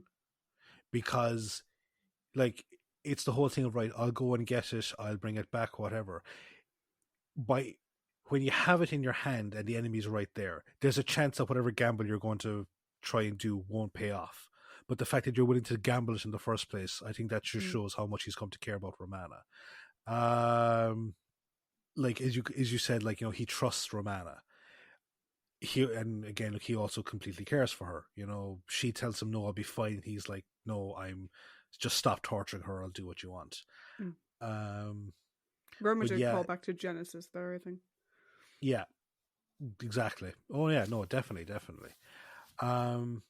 But again, here, as I said, the intent was right about the corruptive nature of having absolute power. I just think he hammed it up a bit too much. Because as I said, I liked his snapback, and I liked the back and forth himself and Romana had. You know, once he does kind of going like, if I was like that, can you imagine how terrifying it would be? So it wasn't a bad showing from the Doctor. It's not anything compared to some of his great standout ones, but it's still a good showing. Yeah, I think my thing on it is I did forget about the K9 moment from Tom's perspective. I have it from K9's perspective. I've got it from the Doctor's perspective. It didn't really feel like a season, like the culmination of a journey. I think is the bit that I was missing. Yeah, do you know? No, yeah, I get that, and because, and again, I put that down to the pacing because it did feel kind of rushed. Yeah. We should move on to our companions. Yeah, and seeing as how she's leaving, may I suggest we do Romana second? Yeah. Yeah. So give me your thoughts on the bestest best boy in the bestest best boys. Poor K9. It seemed like Bob and Dave really wanted to torture their creation. Like, first of all, like, his little pleas for help when he's going towards the incinerator, I was like, okay. And like I've said before, and it kind of comes across in this as well, John emoting as K9 is sometimes a little bit funny. Do you know, like, it just seems weird, you know, to have the emotional responses coming out of him. But his little pleas where he's like, help. Yeah. Help, I'm like, oh. I don't like mind controlled K9. No. But like the bit that made me literally, like, I had to pause because I was laughing so much was when, you know, he goes into the shadow and he's got like the small version of the Doctor and Drax inside, and, you know, he's like, you know, and then he's like, you know, like, K9 was this, he's like, the Doctor is dead. Like, or whatever the line was. Yeah. The fact that the metal dog had to clear his throat and prepare himself to deliver a lie. Yeah. Is just because obviously K9 doesn't lie. Do you know what I mean? So the fact that like they had this thing of him like having to like prepare and center himself, I just thought was hilariously funny. It reminds me of the Big Bang Theory. You know, Sheldon. Leonard has gone to the office. What is he telling? And the fact that I'm like when he's like, guys, where he's like, Master, now, like, hurry the fuck up. But overall, I mean, bestest best boy is bestest. Do you know what I mean? I think on one hand, I think Bob and Dave did a really good thing in the sense that K9 is super powerful. He's too powerful for most stories, really. Yeah. Do you know? So you have to incapacitate him in some way, shape, or form. I just don't think threatening to incinerate him and then having him be mind controlled, I'm not a big fan of those two ways. But like, in fairness, they were good ways to get rid of him, and they were written in quite naturally, which I thought was good as well. Like, last week K9 wasn't in it because he can't move in a swamp. That was a practical problem. Of K9, the unit can't move. But I think of all the ways they could have written him out for prolonged sequences of time in this story, I think they did do it very well. I just don't like seeing it because he's bestest boy, and bestest boy does not deserve to be tortured. No. How about you? K9 is the MVP of this story. He is the best character in the story. He's the best performance in the entire story. I love him so much in this. Like, his moments in peril, absolutely heart-wrenching. You're like, because it keeps cutting back to him, and he's like, assistance please, or whatever, and it's getting hotter, and he falls in, and it's like, oh god. Again, as I said, like, the sense of terror is real. I love his curiosity with the signal beacon. You will answer my queries. This is K9 speaking. And then it's like, this isn't Atrios. Where is here? And he goes exploring. His turn to the dark side. I know you don't like it. I was very intrigued to see where they'd go with it. I loved his interactions with Drax. I thought they were fucking hilarious because there's a section there where like Drax is trying to repair something on the stabilizer, and the Doctor keeps suggesting that it's this thing that Drax says, no, it can't possibly be that. K9 arrives. Drax helps get K9 back to being normal, goes back to working the stabilizer. K9 immediately busts his balls and says, no, it is actually the thing that the Doctor was saying. Everything here was done so well. And that comes down again to a combination of two people. Whoever is controlling K9 and John Leeson. Yeah. John is absolutely fantastic here because he brings such emotion to K9. And this story, I think, really highlights, I don't know whether it was a conscious decision at the time or whatever, but John's distinction, he's managed to make a distinction between both versions of K9 that we've seen. The Mark II and the Mark I. They are two very different personalities, I think. Yeah. I did forget one other amazing K9 moment. Because I think, I mean, this is just the K9 story, really. When he meets up with everyone on Zeus, and he brings them to the computer. And he's like, it's so refreshing to have to talk to non-organic beings, and he sort of has his own thing, and like his little identifying who he is, and like the fact that he's having to translate for everybody, and that was very sweet because again it shows that like K9 as a companion is more than just a tool. Yeah, absolutely. And I think that's the one thing that this story makes very clear is that K9 is more than just a tool. We got a little bit of it in Stones of Blood.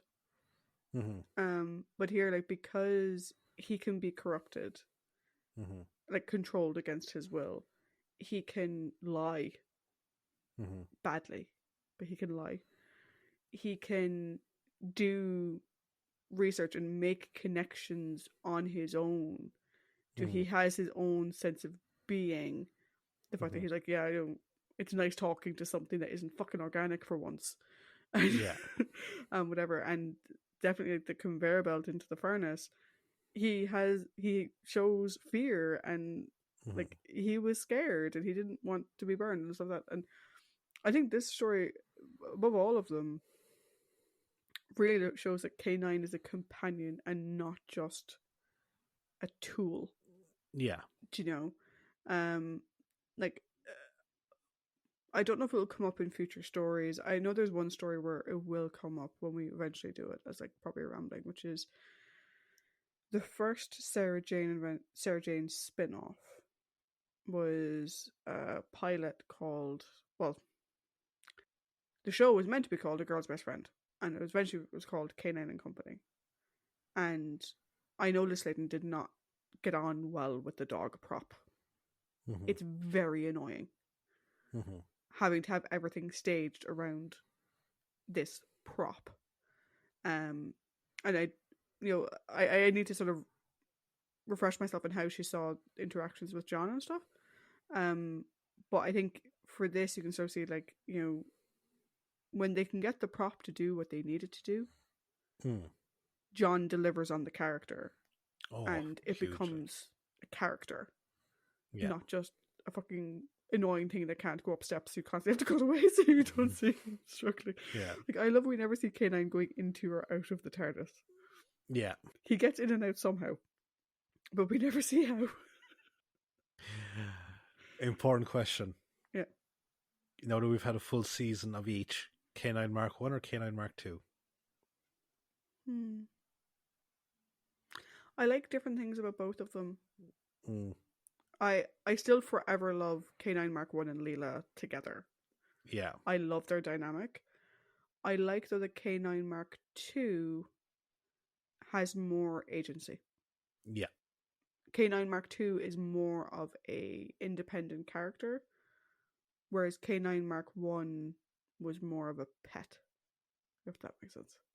No, it does. It makes complete sense. Yeah. On to Romana? On to Romana. Okay. No, I said sorry. I had... Oh, God. Just before you start, right, I have to ask, because of costuming and aesthetic, are we in a case of White Queen versus Black Pawn?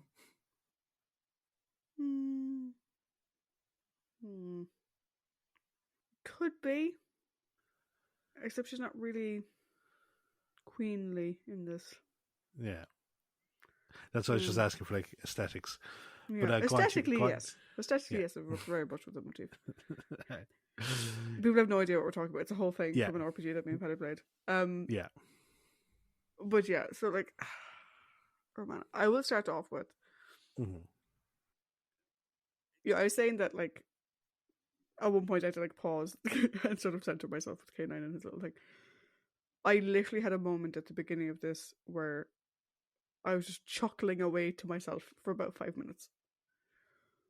And it came from Romana, who you don't expect to have the one-liners. But at the beginning of the episode, you got the Doctor Romana, and Romana's being all like pessimistic. And the Doctor's like, "Where's your optimism?" She's like, "It opted out."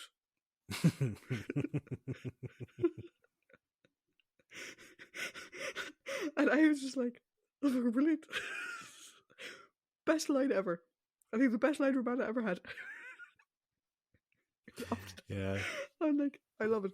But I love it for a number of reasons. A, it's just a really funny line, and the way that she delivers it is just hilariously funny.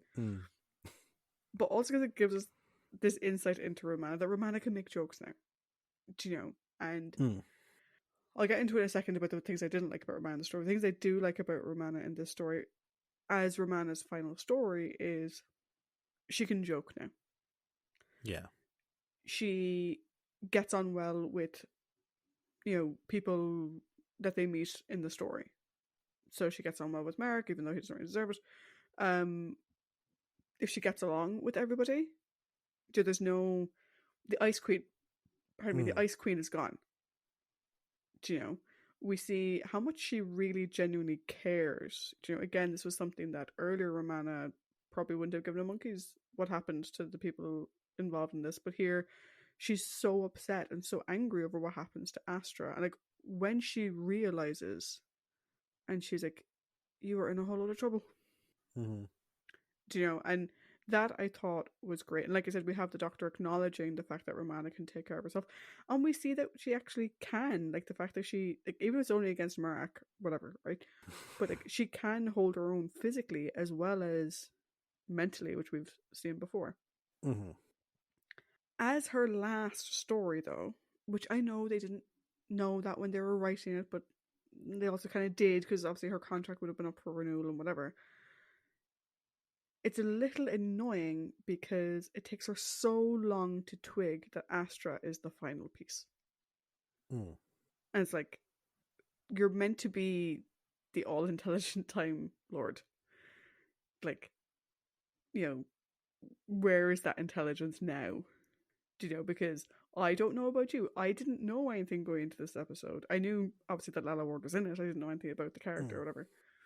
I initially, when we first see her, I was like, okay, and when they sort of have like that the thing is going off in her vicinity, I was like, okay, it's the circlet. The circlet is the thing. And then obviously it wasn't the circlet. I'm like, okay, so she was in here, the thing was going off. She took the circlet off.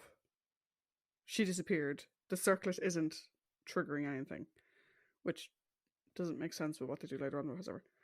It's like, as soon as you realize that the bracelet is giving off faint readings, and the doctor gives his line of, what if it was in direct contact with the blah, blah, blah, blah, blah. It's like, come on, Romana. Like, you're not that dumb. It's, like, as soon as she disappeared from the room and the thing was still going off, I was like, oh, it's Astro the person. Okay, so, like, come on. And that kind of bothered me. But also, this is one of those ones where I feel like she doesn't really do much to drive the plot in her own self. She found the transporter pad or whatever, the transmat pad, but actually K9 saw that first. So, no. She gets tortured in order to get information, which, not the best use of your character to drive plot. And in the end, she has no say over how the episode ends. The doctor makes all the decisions on what they're going to do with the key to time. He makes the decision to scatter it again. And she doesn't really get a say. And, like, she's just there in the room while the doctor is talking to the Guardian. And I'm like, not really the most fulfilling ending. And again, you can kind of understand why Mary Tam didn't want to stay on if that's all she was going to be doing. If you compare the Romana from the first story to this story, as a person, she has grown a lot. She's become much more warm to other people, much more caring. She obviously knows more about the universe now than she did before. But again, she's had less and less opportunity to show her intelligence and to actually be an active participant, which bothers me. Again, it's very similar to my thoughts on other people's final stories where they don't get to contribute a whole lot, and I don't think it's fair. But yeah, so I think while there's some great moments from her in this, as a 6-parter, she doesn't really drive a whole lot. At the very least, I would expect her to explain to me why there is a skull behind a mirror. What the fuck was that for? What was that for? At least have her explain what that was. At one point, I was like going, I'm not sitting through another fucking story with the Fendal. But, like, what was it? We don't know. I assume it was an amplification system thing. But have her explain it. To have her realize what it is and explain it to Marek or something. At least have her fucking identify something, for fuck's sake. So yeah. I thought she had some great moments. She had, like I said, a moment that had me chuckling away for 10 minutes to myself just because it's the best line ever. But I think, again, underutilized. And for the final story in the arc, she was almost a non-entity. K9 had way more to do than she did. K9 was a much more driving force than she was. Which, K9 is bestest boy, so we don't mind. But, still. How about you? I'm going to have to disagree with you on one thing. While Opted Out is a great line, it still doesn't beat Space Helmet for a Cow.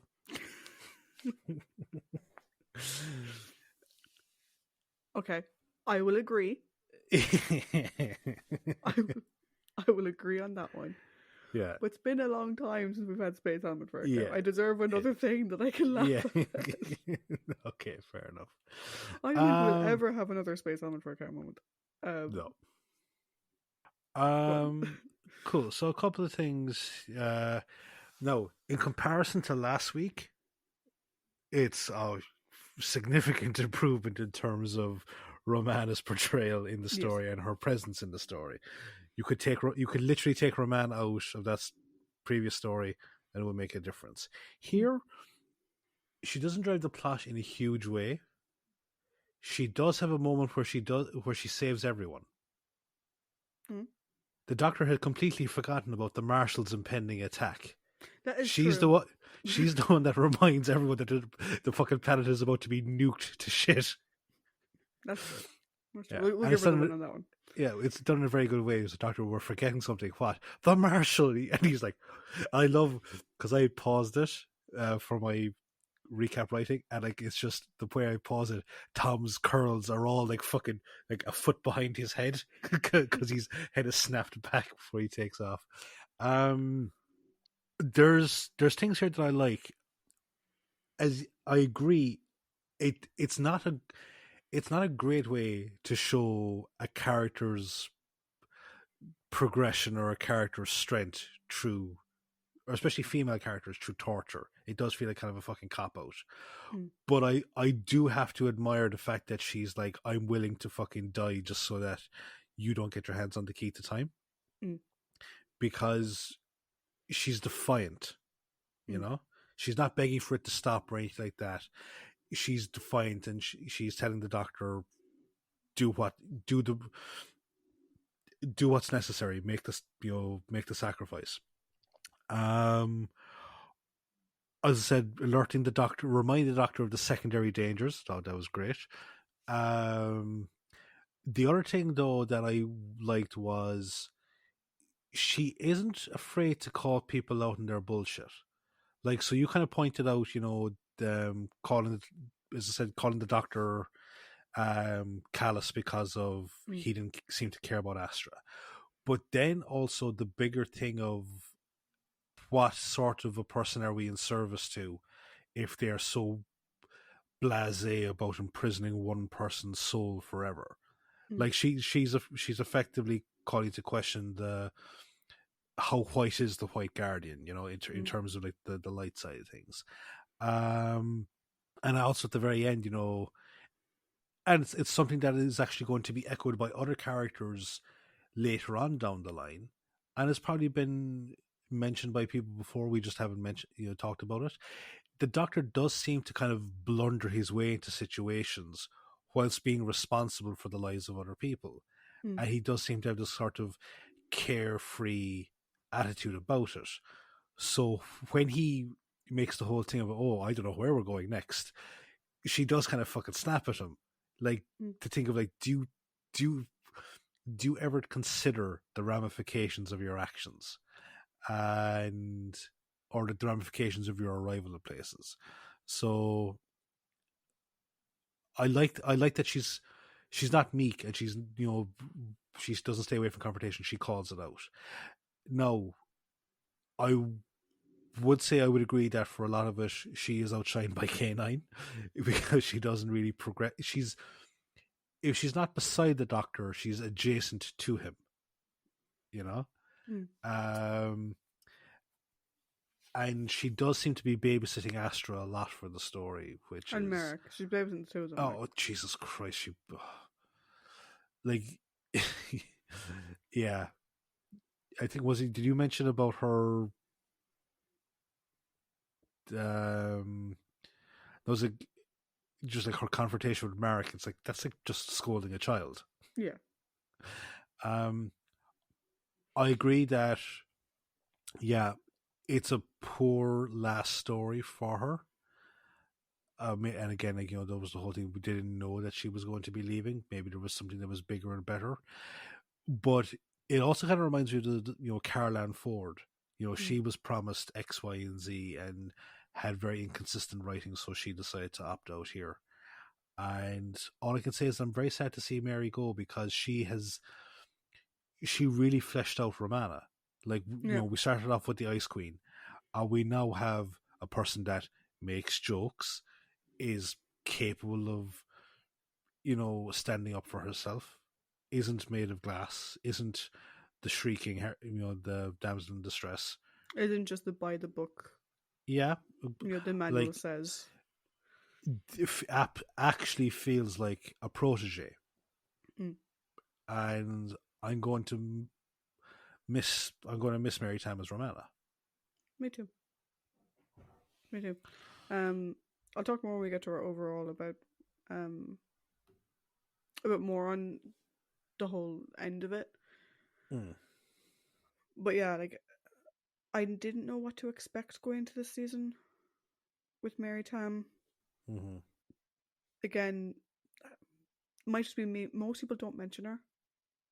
No, when people talk about Romana, they always think of and refer to Lalla Ward. And I think that's supremely unfair. Because I thoroughly enjoyed Mary Tam. Like, I mean, you've said it yourself, right? It's very obvious how I feel about a character and how defensive I get of that character. And I got very defensive of Romana very quickly. You did. You really did. And again, from going into the for you going to uncharted waters, you've grown very defensive over the last two companions. It's going to be interesting to see if that continues with Romana too. Because again, I've only seen clips of her. I haven't seen. I'd seen nothing of Romana 1. I'd seen absolutely nothing of her. I've seen some clips of Romana 2. So it'll be interesting to see how that plays out.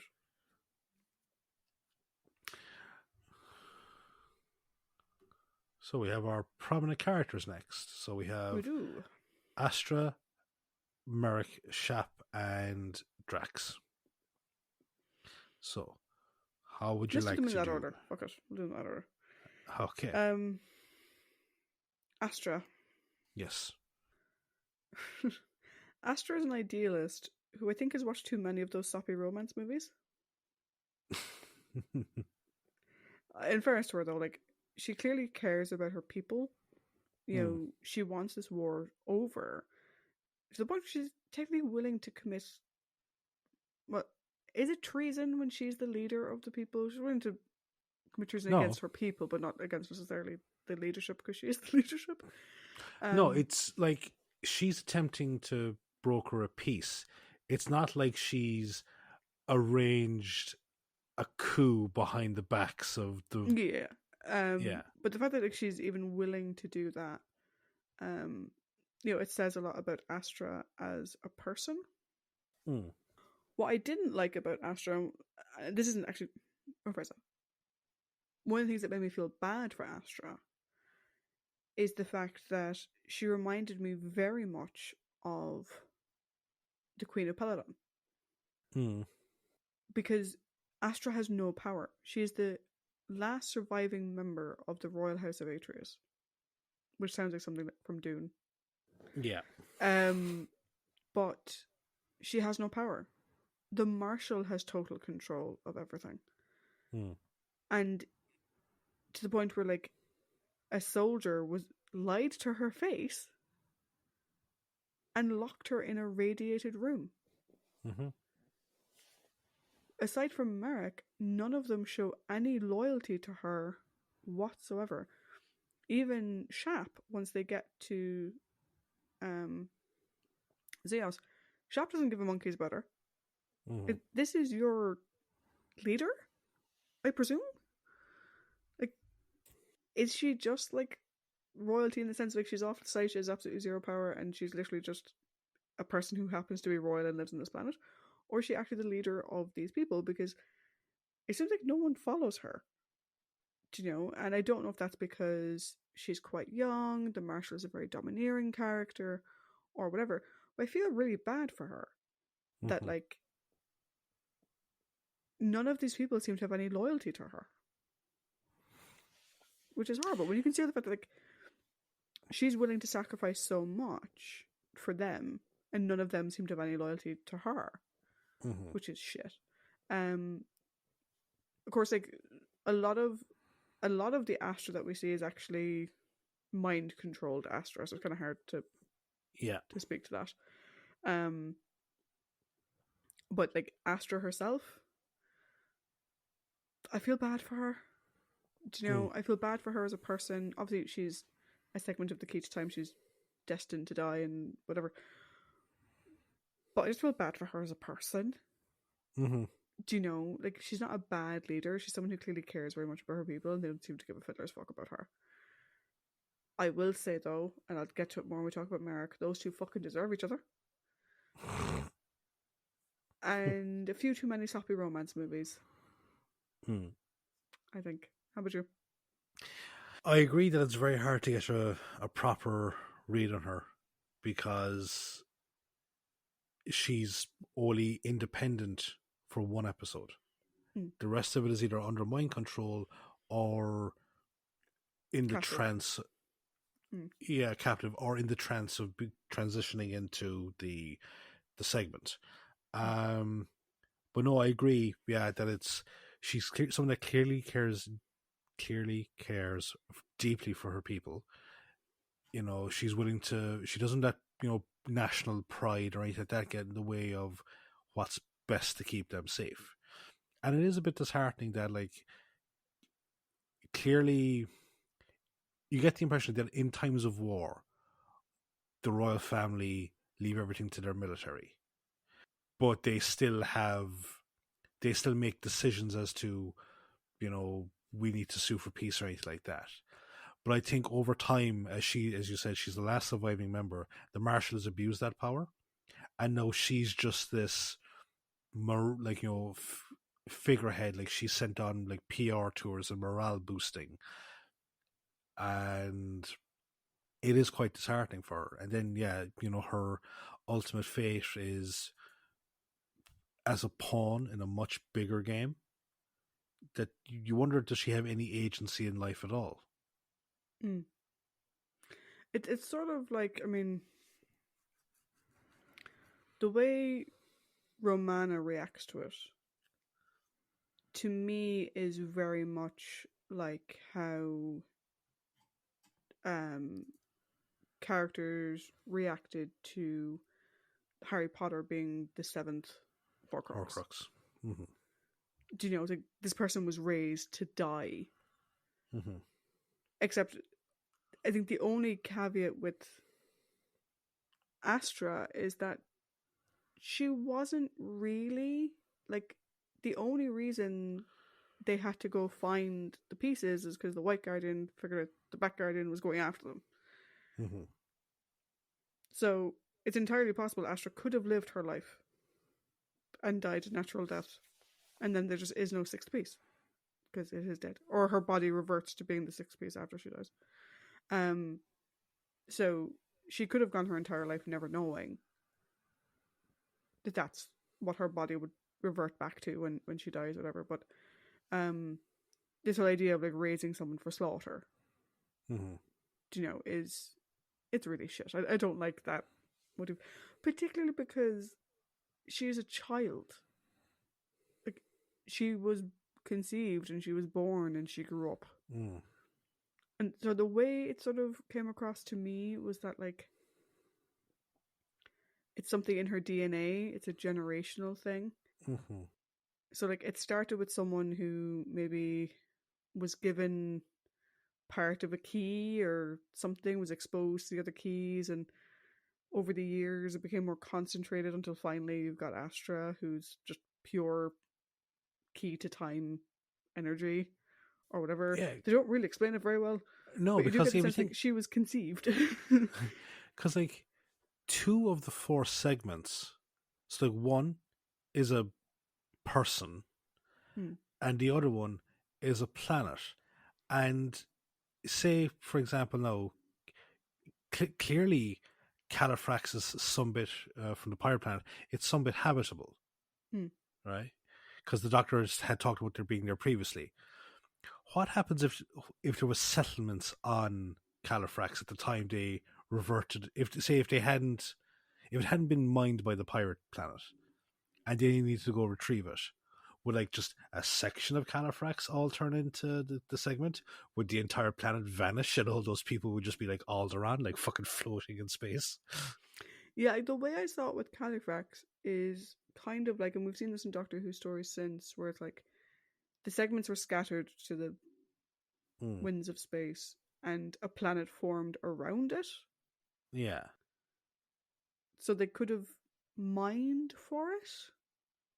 Maybe it's unusual because like the other 4 pieces all take the appearance of something, as opposed to like being something. Yeah. Oh, it's interesting that you mentioned the power plant though, because the idea of a person being the key to time actually came from Douglas Adams from Pirate Planet originally. So it's interesting that it sort of reminds you of Pirate Planet again. Deeply philosophical. It kind of is, like, because it's like if you're if that's her destiny, like how much agency does she have in life? How much free will? You know? Because clearly, when she's exposed to the other segments, she goes into total zombie mode. Yeah.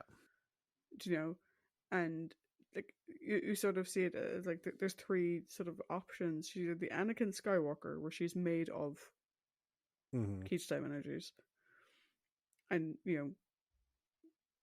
she's the chosen one. It's the Harry Potter thing where She was she was alive born and then made Mhm. this thing.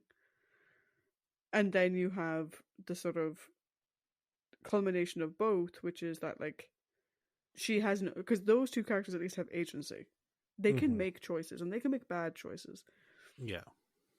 Whereas here, it's like the minute she comes into contact with the other pieces, she ceases being Astra entirely. It's all about her destiny and whatever. And it's like, okay, that's just fucked up. Yeah. Because that's just not, that means like her mind has been wired to somehow know that this is going to happen, whereas the other two had no clue. So, I don't know. She's an interesting character. I will say one thing. I didn't expect her to come back at the end. Yeah. Because obviously I know that Lalla Ward goes on to play her. I thought this was kind of going to be a sort of a Peter Capaldi explaining how he's the Doctor after being in Fires of Pompeii type thing, where Romana chose to be Astra as a sort of reminder to the Doctor that like there's normal people out there who get trampled underfoot by your fucking shenanigans. So I wasn't actually expecting her to come back. No, I don't remember. It's nowhere near as noble as that. Yeah. That's what I would have wanted it to be, because I think that would have fit with Romana 1 as we've known her up to now. Yeah. But I don't know how the regeneration happens, so whatever. Yeah. We'll find out in 2 weeks. Yes. Should we go on? Yes. Marek, you lovesick fool. I don't know which of those words is more apt to describe him. Romana said she was looking for Astra anyway. Why steal the tracer from her and go alone? What the fuck was the point in that? Also, don't just go wandering the halls of a place you don't know, screaming Astra's name. Like, I think he might actually be dumb. Like, he's a surgeon or a doctor or whatever. He's also a complete dumbass.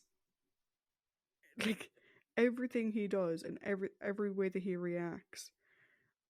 At one point, I was like, is the two of them together are the segment? Either that or like the boy's been drinking the love potion, because like his dedication to her is a bit fucking weird. And again, he's watched too many of those fucking films. He's watched way too many of them, because he's clearly a very intelligent person. I mean, he's a surgeon, for fuck's sake. But he's as thick as a brick. And all he can, what about Astra? What about Astra? I'm like, they're looking for Astra, you dumb fuck. They may have found her sooner, but you stole their fucking tracer thingy. And then he's like, oh, I need to stay for Astra. It's like, you saw her become a crystal, my dude. Where do you think she went? There is no Astra anymore, my love. Like, what did you think happened to her? Well, I was waiting for to see that his mind had snapped, but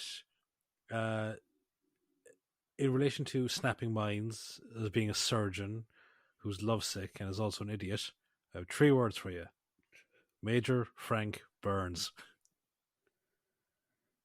He's not as bad as Burns, though. I'll give him a bit of credit. Well, Frank is an asshole. Yeah. But he has a lot of similar characteristics, though. He does, yeah.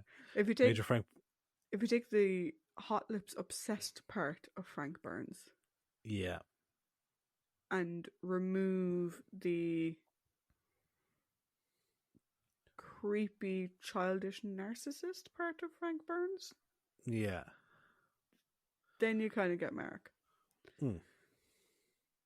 Yeah, no, that's it. For those of you who don't know, Major Frank Burns is a character from MASH. And one Cool. day, eventually, 50 years from now, we may do a MASH podcast. We got into it. Yep. And then he gets replaced with the vastly superior Major Charles Emerson Winchester. The third. Yes. But yeah, no, like I'm like pretty much that's my entire thing. It's like, American annoyed the shit out of me in this fucking story. He is the Willie Scott of this story. He's just constantly. That's almost a better example than Burns. Yeah. Like, I would say that Astra and Merrick deserve each other though, because they both. I keep mentioning the soppy romance film, but like, you do not understand. This episode starts with this really cheesy, over the top acting of, "But my darling, we'll do this." Do you know what it reminds me of? What? We were talking about the Cambridge Footlights earlier, before we started recording. Whole other conversation. The Footlights did their sort of review thing, and it was recorded. You can see bits of it online. There's a segment that they do, and it's Stephen Fry and Emma Thompson. I think Stephen Fry is playing like her dad. I was like, but darling, what are we doing? I know, darling. I was like, it's the only thing that came to mind. I was just like, what is this? What is a really bad period drama? It's a really bad propaganda movie for the war. It's so bad, and those two clearly grew up watching them, and they think that's what love is. Yeah, clearly, because like that is exactly their scene at the end. Mm-hmm. Now, it's a great piece of storytelling that you start with this really soppy thing, and you end with their scene at the end. Like, could have been a continuation of that bad movie from the beginning. By the way, in case you're wondering how bad this bad movie was, I usually don't message Paddy while I'm watching the episodes because I like keeping my responses for this. There's only a handful of occasions where I have messaged you being like, "What the fuck was that?" or whatever. Mm-hmm. I literally had to pause, take a picture of it with my phone, and just send him a picture of like loads of laughing emojis, just being like, "What the fuck is this?" But I have a question for you.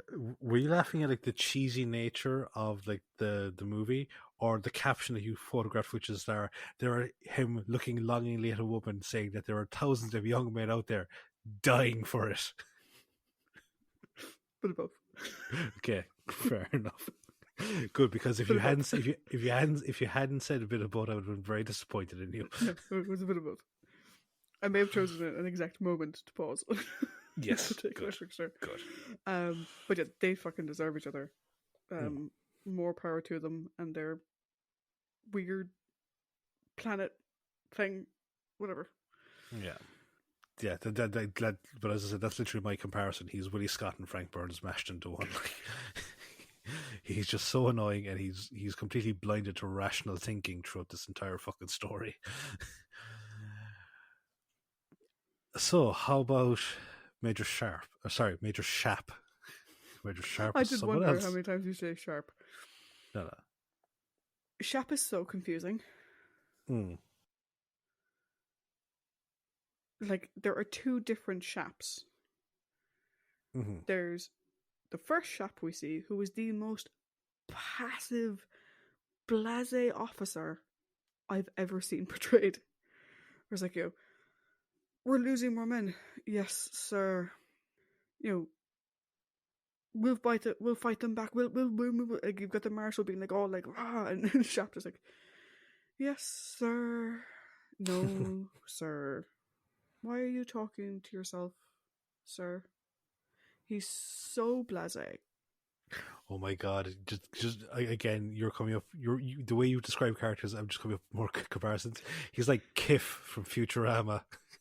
Yeah, like, the jackass wants to see you now type thing. But it's not even that, because Kif at least had a person. Like, Shap, until he gets to Zeos, has no personality. He is literally just the most passive officer you could ever have. Then he gets to Zeos, and literally the fucking minute he doesn't even land on Zeos. The minute he does. When he gets to Zeos, suddenly he's completely fucking different. He's got some hilarious moments of him like creeping around, being like, "Where the fuck am I? What the fuck is this?"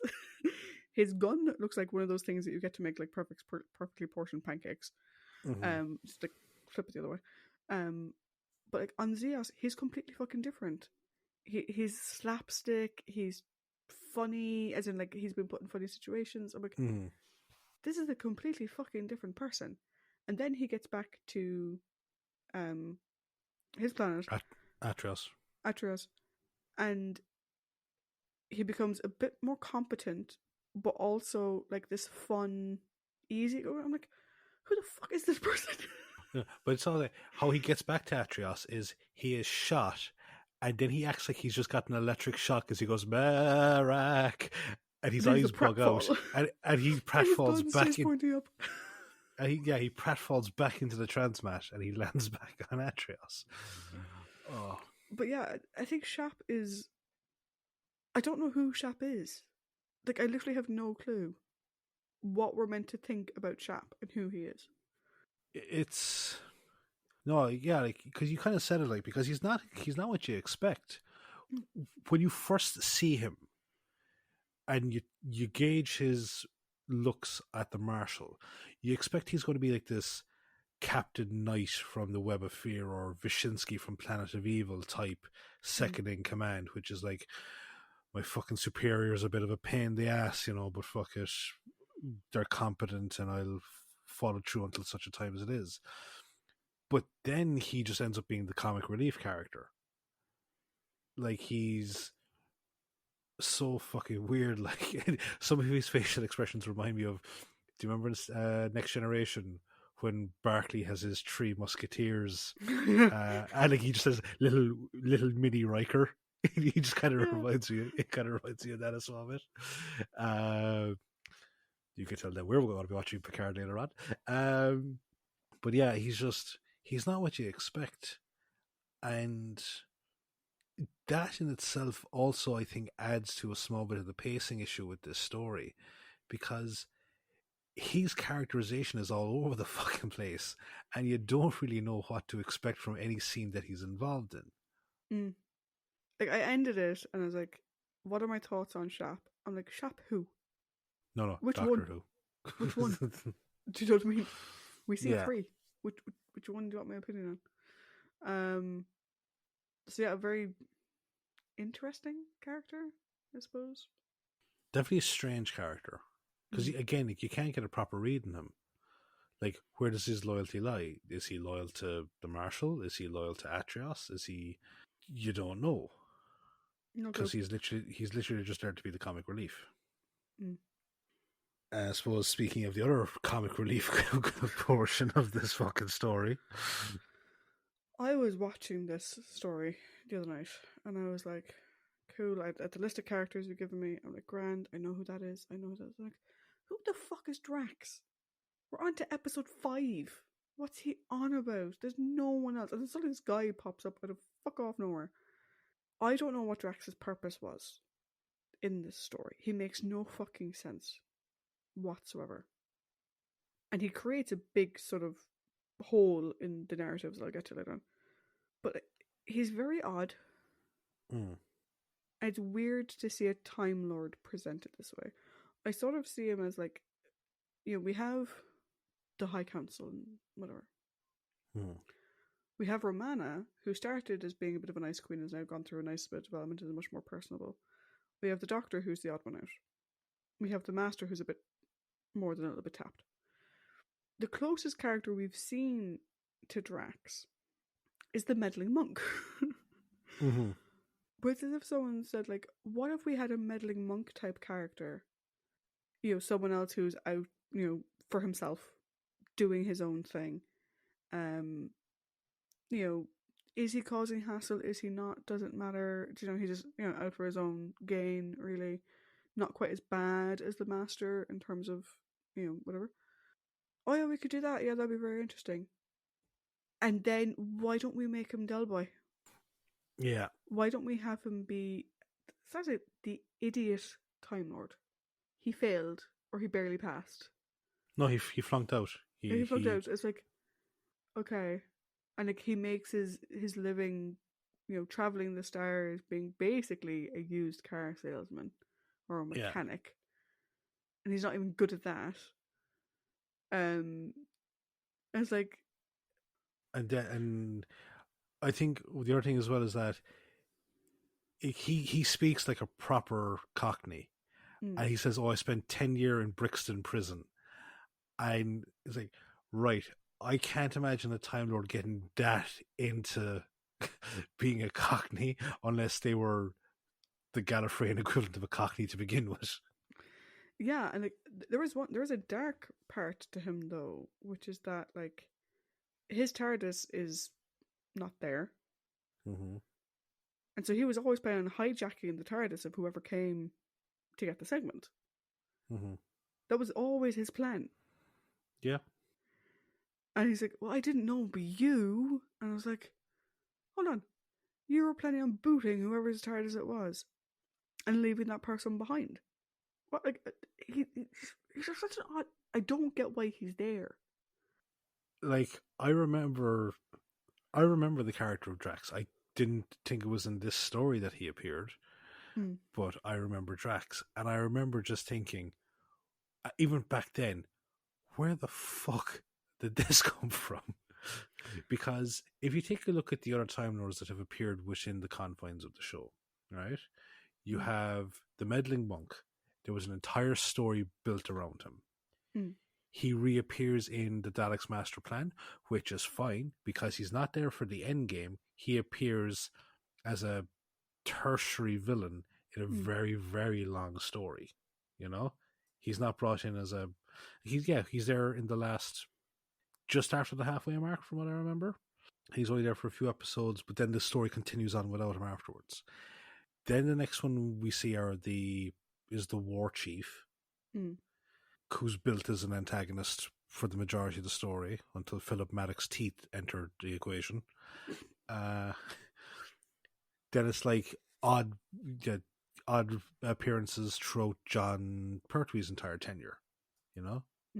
The Master, that weird guy in the fucking bowler hat that appeared in midair, the Council during Time of the Doctor, Choji, and here we just have in a story a guy just fucking appears literally out of a hole in the ground. It's strange. Like, now, don't get me wrong. The guy gave it absolute fucking socks, and I loved his Del Boy impersonation or his presentation. Like, I can't fucking deny that. And like, even at the end, he's like, "What are you planning on doing now?" "Oh, I've got a deal with the Marshal, like, for reconstituting scrapped." "When did you arrange that?" "About 6 hours from now." He just like plans to travel into the future to fucking do it, and then he's like, "Ta-ta, remember me to Gallifrey," and it's like, I can't be mad at him because he's entertaining, but he serves no fucking purpose for the story other than to have a really, I would say, unnecessary shrinking subplot. Yeah. Oh, the shrinking thing. Yeah. I don't get it. No, I don't get it. This story had enough characters without him being added to the mix. And when you consider the fact that, again, Romana didn't have a whole lot to do in the latter half of the story other than be tortured for the Doctor's benefit. See, the other thing, like, if they didn't have him, no, again, this is just my idea that sprang into my head. If they didn't have him, then obviously there'd be more of a void to fill for the Doctor to take on the Shadow. And I don't know how well you could stretch that out across 3 episodes. And also having the Doctor be against a pawn of an unseen power, very reminiscent of the Deadly Assassin. Yeah, I don't know. It's just, yeah, he was there to fill a void they didn't know how to fucking fill, and as entertainment value, it was great. As part of the story, really, really fucking weird. Yeah, I agree. Should we move on to our villains, though? Yeah, we should. So we have the Marshal, the Shadow, and the Black Guardian. Okay, Marshal. First of all, you're a dick because you're treating your princess like crap, right? I'm not going to the whole thing. I'm assuming you can get my thoughts on that, right? If you're going to talk to your imaginary friend in the mirror, maybe, just maybe, use a mirror in a room with a door. Literally, everyone can see you talking to yourself. It's just a suggestion to help you not look like a total nut job in front of your men. Because he's not even fucking stuck. He just walks to the mirror and talks to himself, and then he walks away again. And it's not even that well hidden. It's not like No. you're like in a secret recess. It's like, no, like it's literally just to the right of where everyone else is. Yeah. To the point where Shap keeps going up to me like, you okay? He's meditating. That's what we call it when he talks to himself. Do you know what it's like? Was it it's like in the IT crowd when Noel Fielding's character does a dramatic stare off and everyone else is like, what the fuck are you looking at? It's so fucking random. But I think the Marshal can be summed up in two things that he says himself. Great personal victory and victory or death. That's it. Like, you could maybe explain away a little bit that like he is doing it for his people because like he's like, oh, so this will guarantee, like when he's talking to the shadow or whatever, he's like, so you'll guarantee a victory for my people and we'll win and whatever.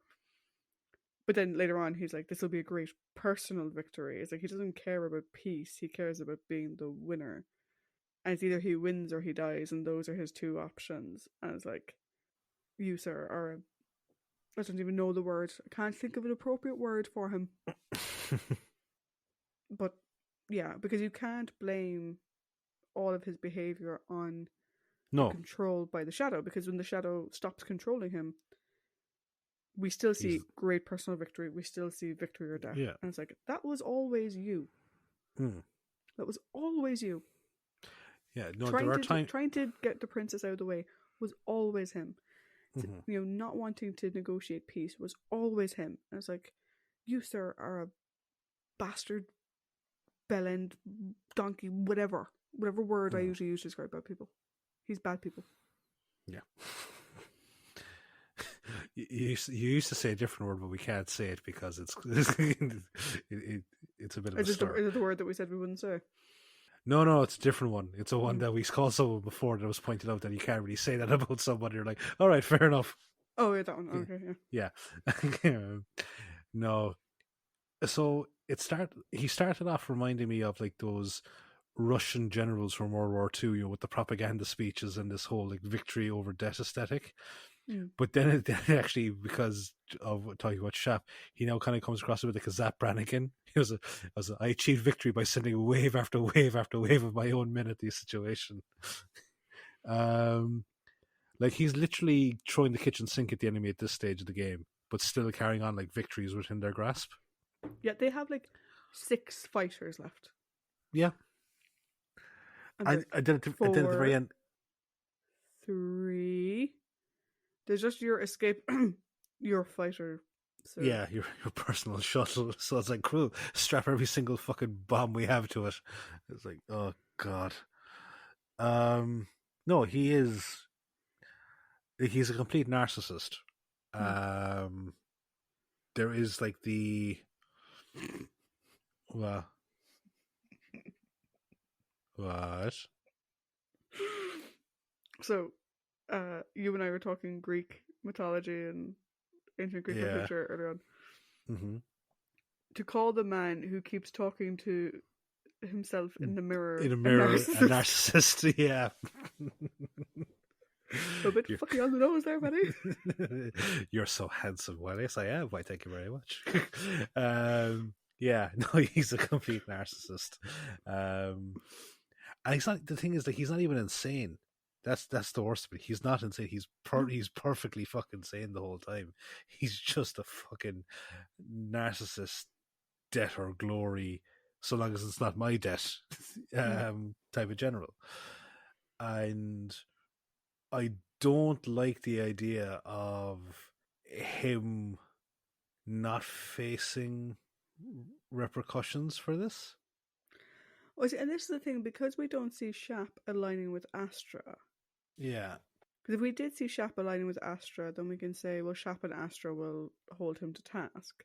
But we don't ever see Shap and Astra interact. So. No, and like as well, Drax's whole plan is to like do a deal where they rebuild Atrios for profit.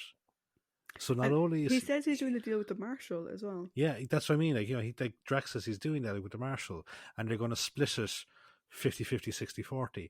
So not only is he not held accountable for his fucking essential, like, you know, genocide of his own people, he's going to be credited with the rebuilding of their society for profit. Fuck this story. Oh, God. Yeah, so then we have his puppet master, who is but a puppet himself. Could he be a more stereotypical villain / monster? I'm the shadow. Ah, a bright light.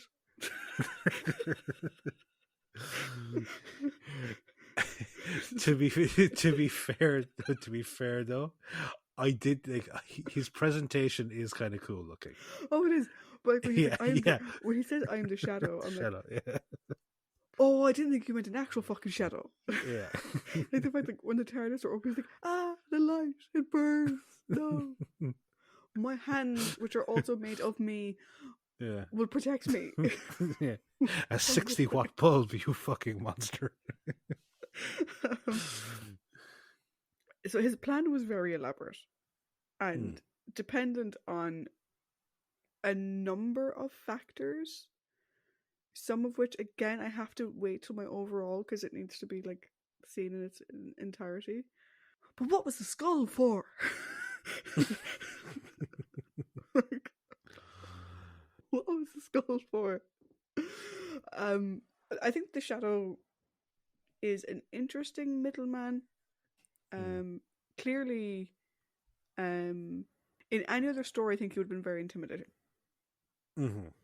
I didn't find him intimidating in this story, but had you transplanted him into any other story, he clearly could have been very intimidating. Like the fact that he will torture people, not a fucking bother. He'll control people. He'll do whatever needs doing from the shadows is interesting. The fact that he created it. They keep calling it a planet. It's like a satellite.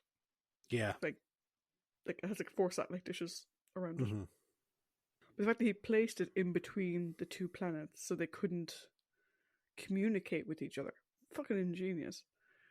But then you have, the light, it burns. Like, really? That's where we're going.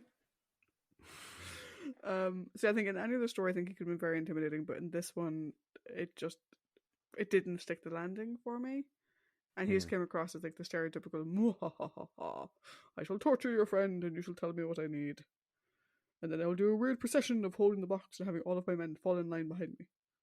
Yep. Because there's nobody else anywhere on this satellite that could ever be a problem. I'm convinced of it. Nobody. So I'm going to bring all of my guys back with me so that no one can break into the room because there's no one here. And yeah.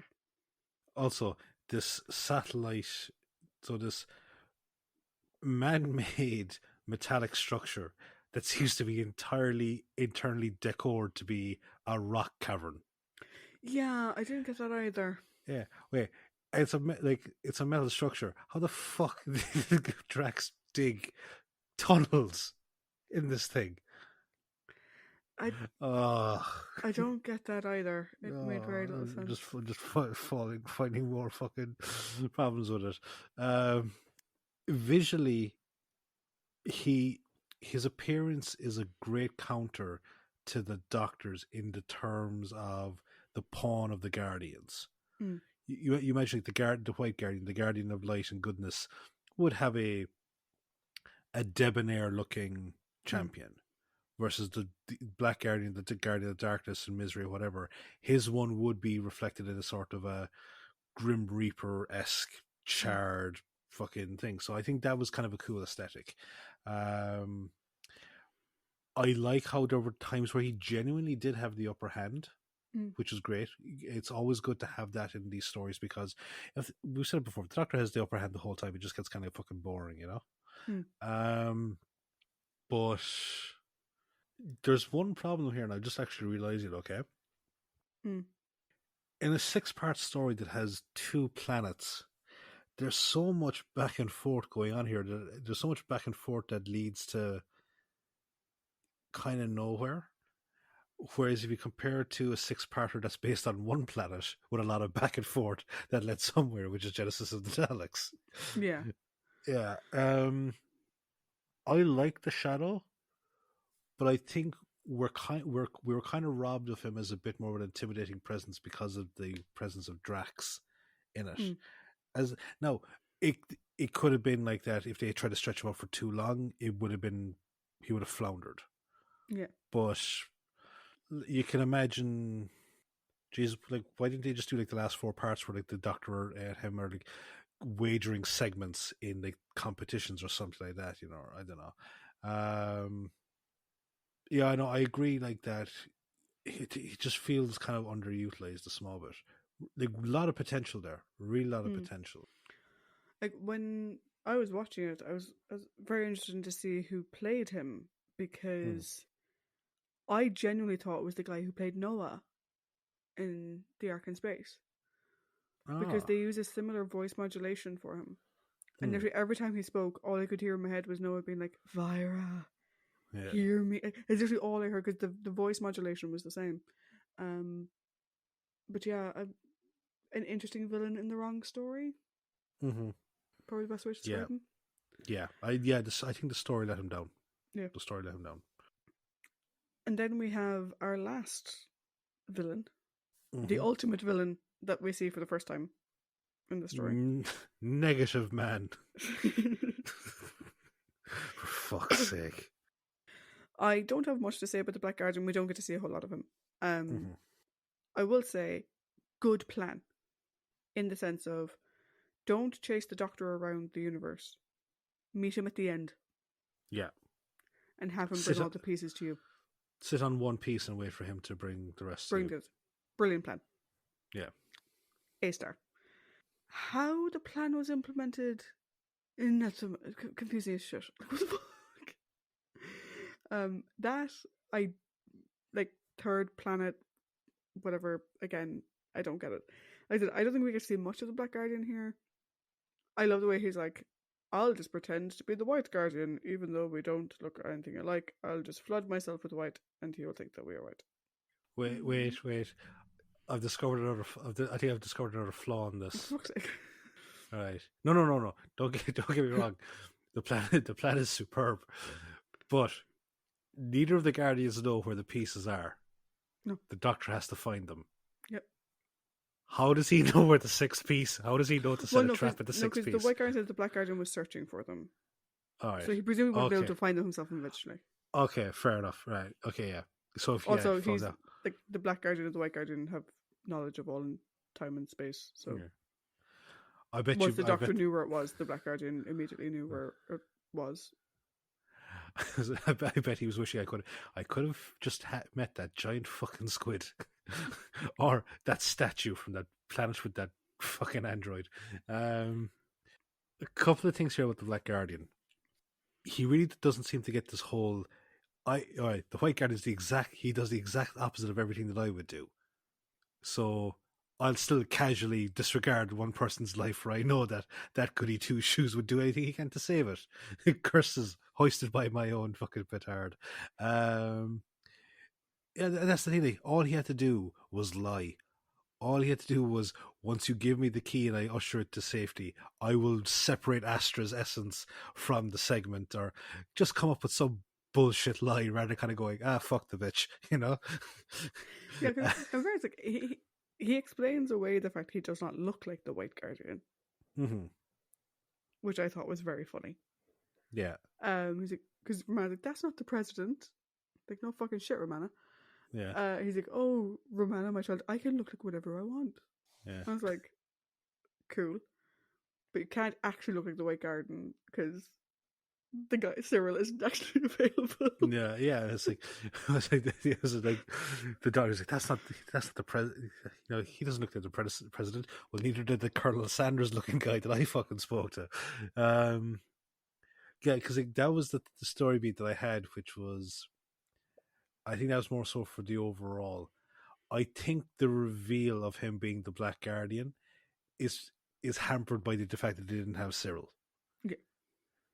Because like we see the Black Guardian. The Black Guardian is essentially, he's a negative. He just appears in a negative form, and that he takes on the form of the White Guardian. So we know that when he appears in front of the Doctor, it's bullshit. So that suspense is kind of fucking, or that twist is kind of ruined. Whereas if they had Cyril, it would have been really cool if Cyril appeared out of nowhere and changed into the Black Guardian. That would have been cool. Yeah. So I'll be curious to see if the Black Guardian tracks him down again. I did mention this actor comes up again, so yeah, I wasn't going to say anything because I was going to well. I didn't check who he played in those episodes, but I'm going to make a logical assumption. Yeah. The Black Guardian is kind of a well-known figure in who, and this would not explain it. So yeah, I can take the appearance of anyone and anything, so I'll stay as the same shape for the next 4 times I appear. Fool me 7 or 8 more times, shame on me.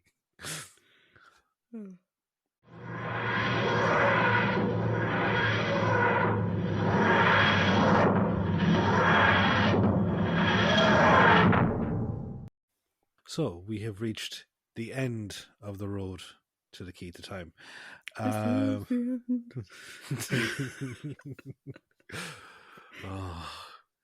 Take a breath and don't count to 5.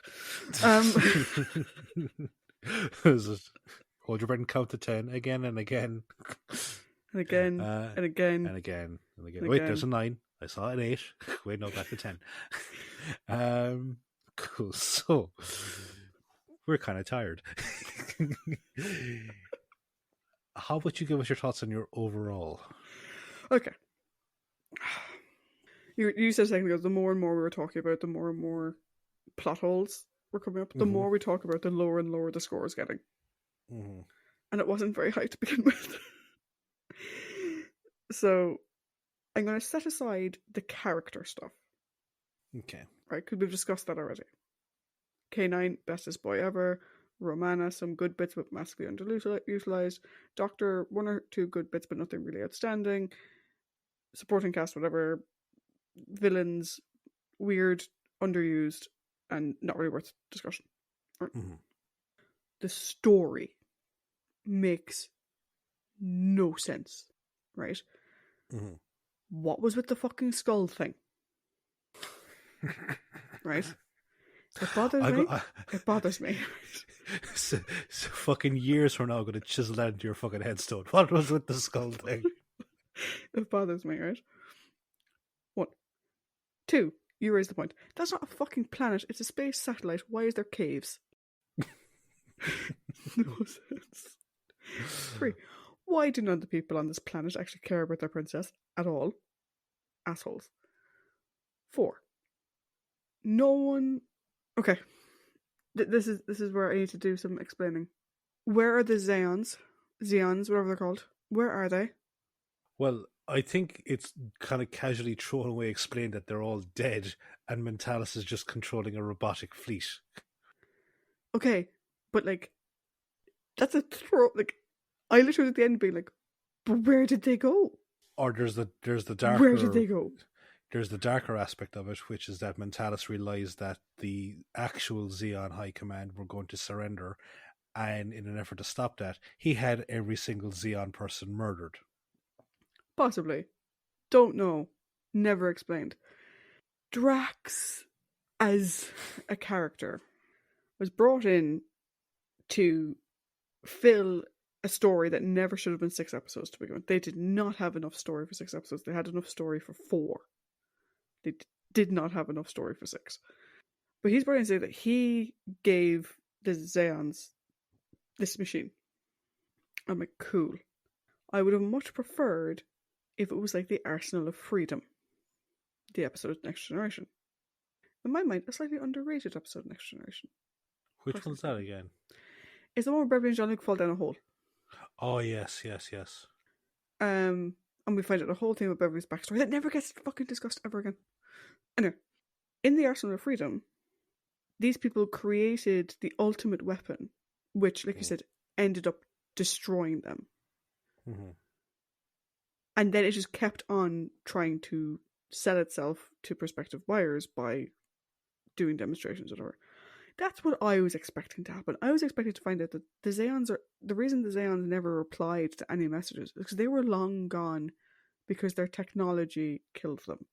Mm-hmm.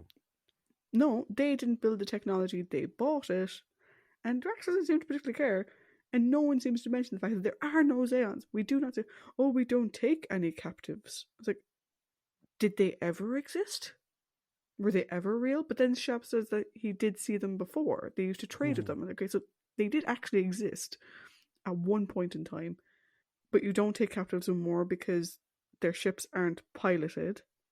But it's not like in the case of Guardians of the Galaxy where the ships aren't piloted, but there's actual real pilots back on Zeos. There's no one on Zeos. Where the fuck are the Zeons gone? Makes no sense. And then, what was the point of that whole thing?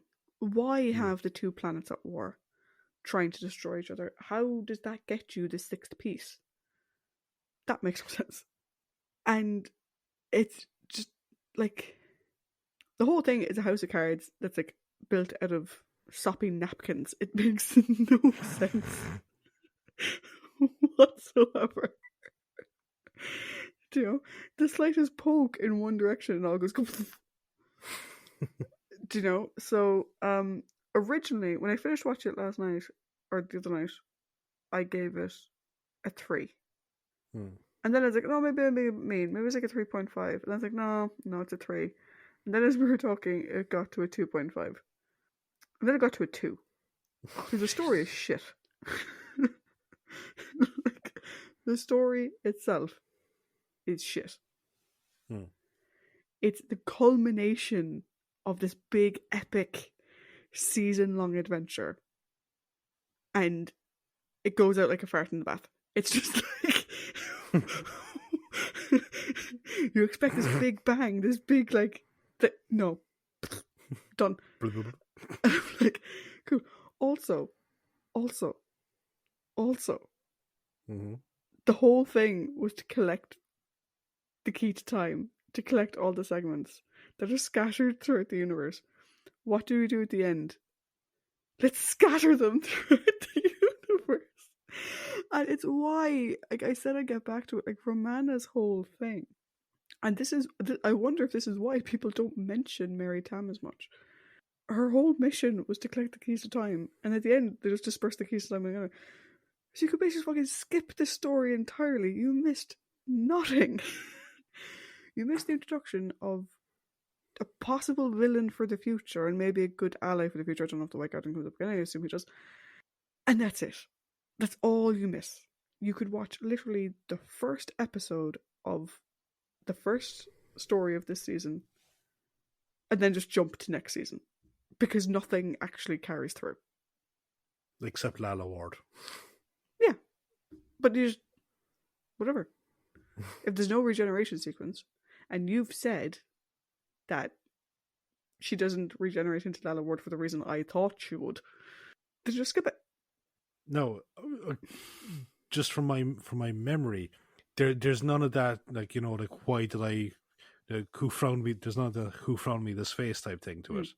But there's a reason, like, she says, like, oh, I picked it because of whatever, and just maybe a 30-second dialogue over it. But yeah, we'll see that in a few weeks' time. But, I gave it a 2. Like, it should have been a 4-parter. It maybe would have worked as a 4-parter. It wouldn't have been a shit, but the story was shit. The acting was alright by most people. K9 was fucking amazing. Nah, I gave it a 2. How about you? So for me, this was a story of 2 halves, and the first half is, for me, was a slog to get through. Like, just I wasn't into it. And it doesn't pick up until the shadow enters the game. Also, because you mentioned Guardians of the Galaxy, and we have a character called Drax, I'm just having this whole thing of, so you're saying a tiny 1-inch man came out of a robotic dog and fucking stopped all of time? Yes.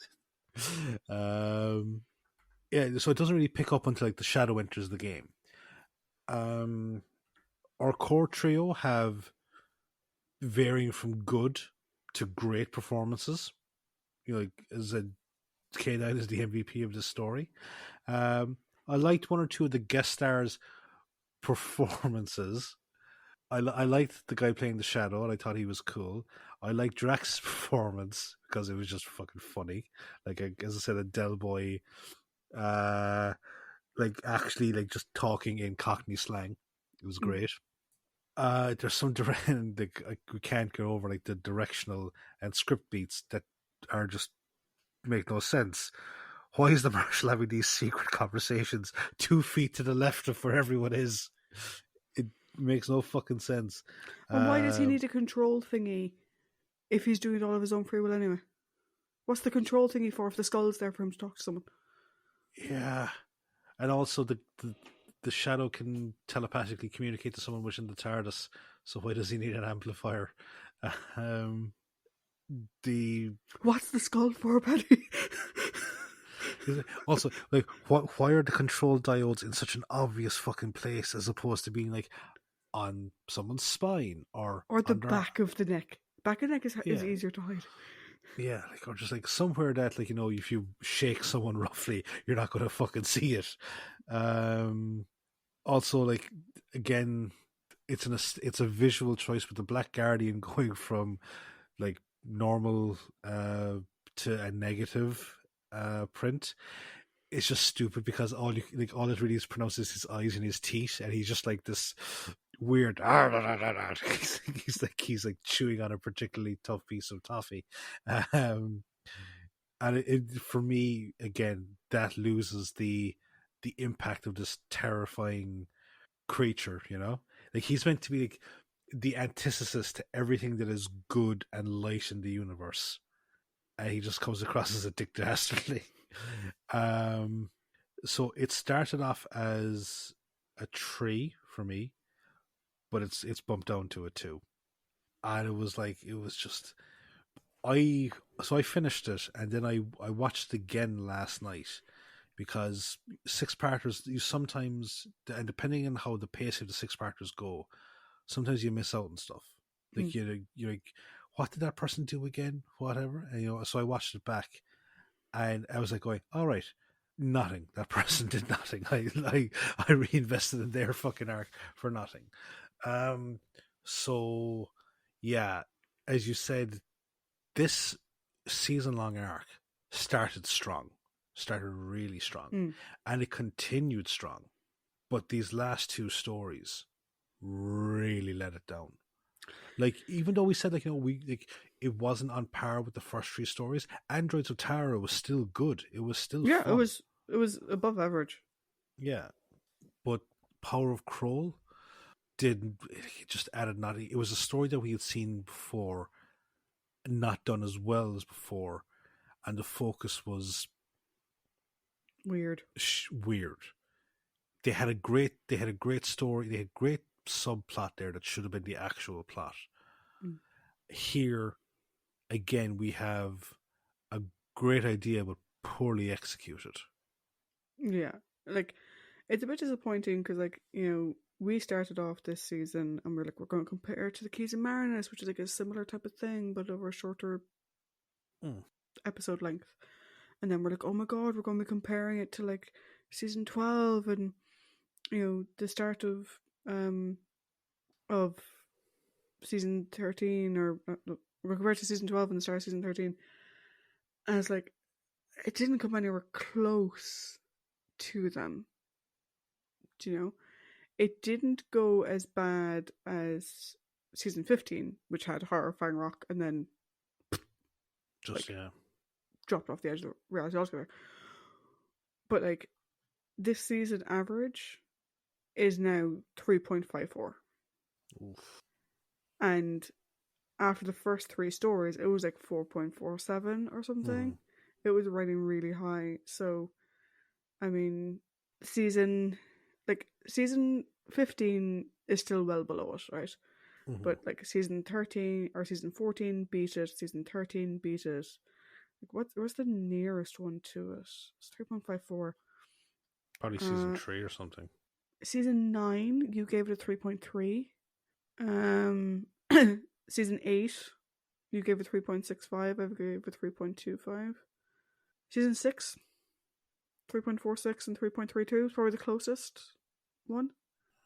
And season 6 was the Dominators, Mind Robber, Invasion, Croton, See the Death, Space Pirates, and the War Games. Oof. Like, that wasn't a very strong showing all in, like, you know. Yeah, sorry, season 3 was a 2.75. Actually, wait, season 4, 3.56 and 3.69. Yeah. Actually, so season 4 is probably the closest to it, really. Season 4 or season 6, I think, would probably be the closest. Yeah, I was trying to remember what season 8s and 9s were, and I was going, yeah, they were very fucking kind of all over the place at times. But at least not, like, none of the stories here reached the lowest story in those seasons, which was The Mutants, 1.75. And actually, I was just thinking back to it there. We compared it to the Keys of Marinus, and it turns out there's a lot of similar things in it. Like there's a trial, there is unwanted sexual advances, yes, there is living flora and fauna that want to kill people. There is knights of a sort with the weird frozen dudes, and also there's a big massive MacGuffin weapon that an ulterior evil power is trying to get a hold of. So yeah, and you have someone impersonating the good guy at the end. You have the guy who sets the mission. You have the bad guy at the end impersonating the guy who set the mission. Yeah, guys, go watch Keys of Marinus. Yep. That was a 4. Yep, that was a 4. And we're not just saying it because we're Bill Hartnell fans. It's a lot of fun. Yeah. And genuinely fucking disturbing at times. Like, do you remember when Barbara smashed open those fucking weird brain jars? Oh, yeah. When Ian tried to strangle her. Yeah. And those death screams as well. Yeah. Fuck it. Watch the Keys of Marinus. Yeah. Go back and watch the Keys of Marinus. So watch the first 3 stories of this. And then watch the Keys of Marinus. I watched the 4th one as well, if you just want to have a... Watch it. Yeah. Or watch Robin Hood Men in Tights. That too. We have reached the end of season 16. Next week, we will have our look back on, I think we can both say, the wonderful Mary Tam. Yes, definitely. If there's one shining beacon from this entire season, it's K9. Well, I was going to say it's K9, but it's also it's Mary Tam. Yeah. It will be similar to what we did for Le Champ, where we're just going to rank the 6 stories, 6 by 4. And Harry as well. Harry, we did Harry as well. And then the following week we'll kick off season 17. Yes, with a return of some people. For some people, it's an old favorite. For some people, it's not an old favorite, but it's an integral part of Doctor Who with Destiny of the Daleks.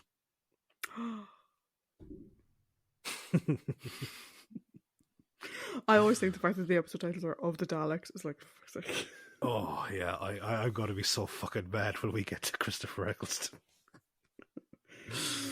But that's still a long way off. In the meantime, bye. Good luck, enjoy, bye, whatever. I don't know. We've been recording for nearly 3 hours. Yeah. So yeah. And this week we did talk shite for like an hour in between.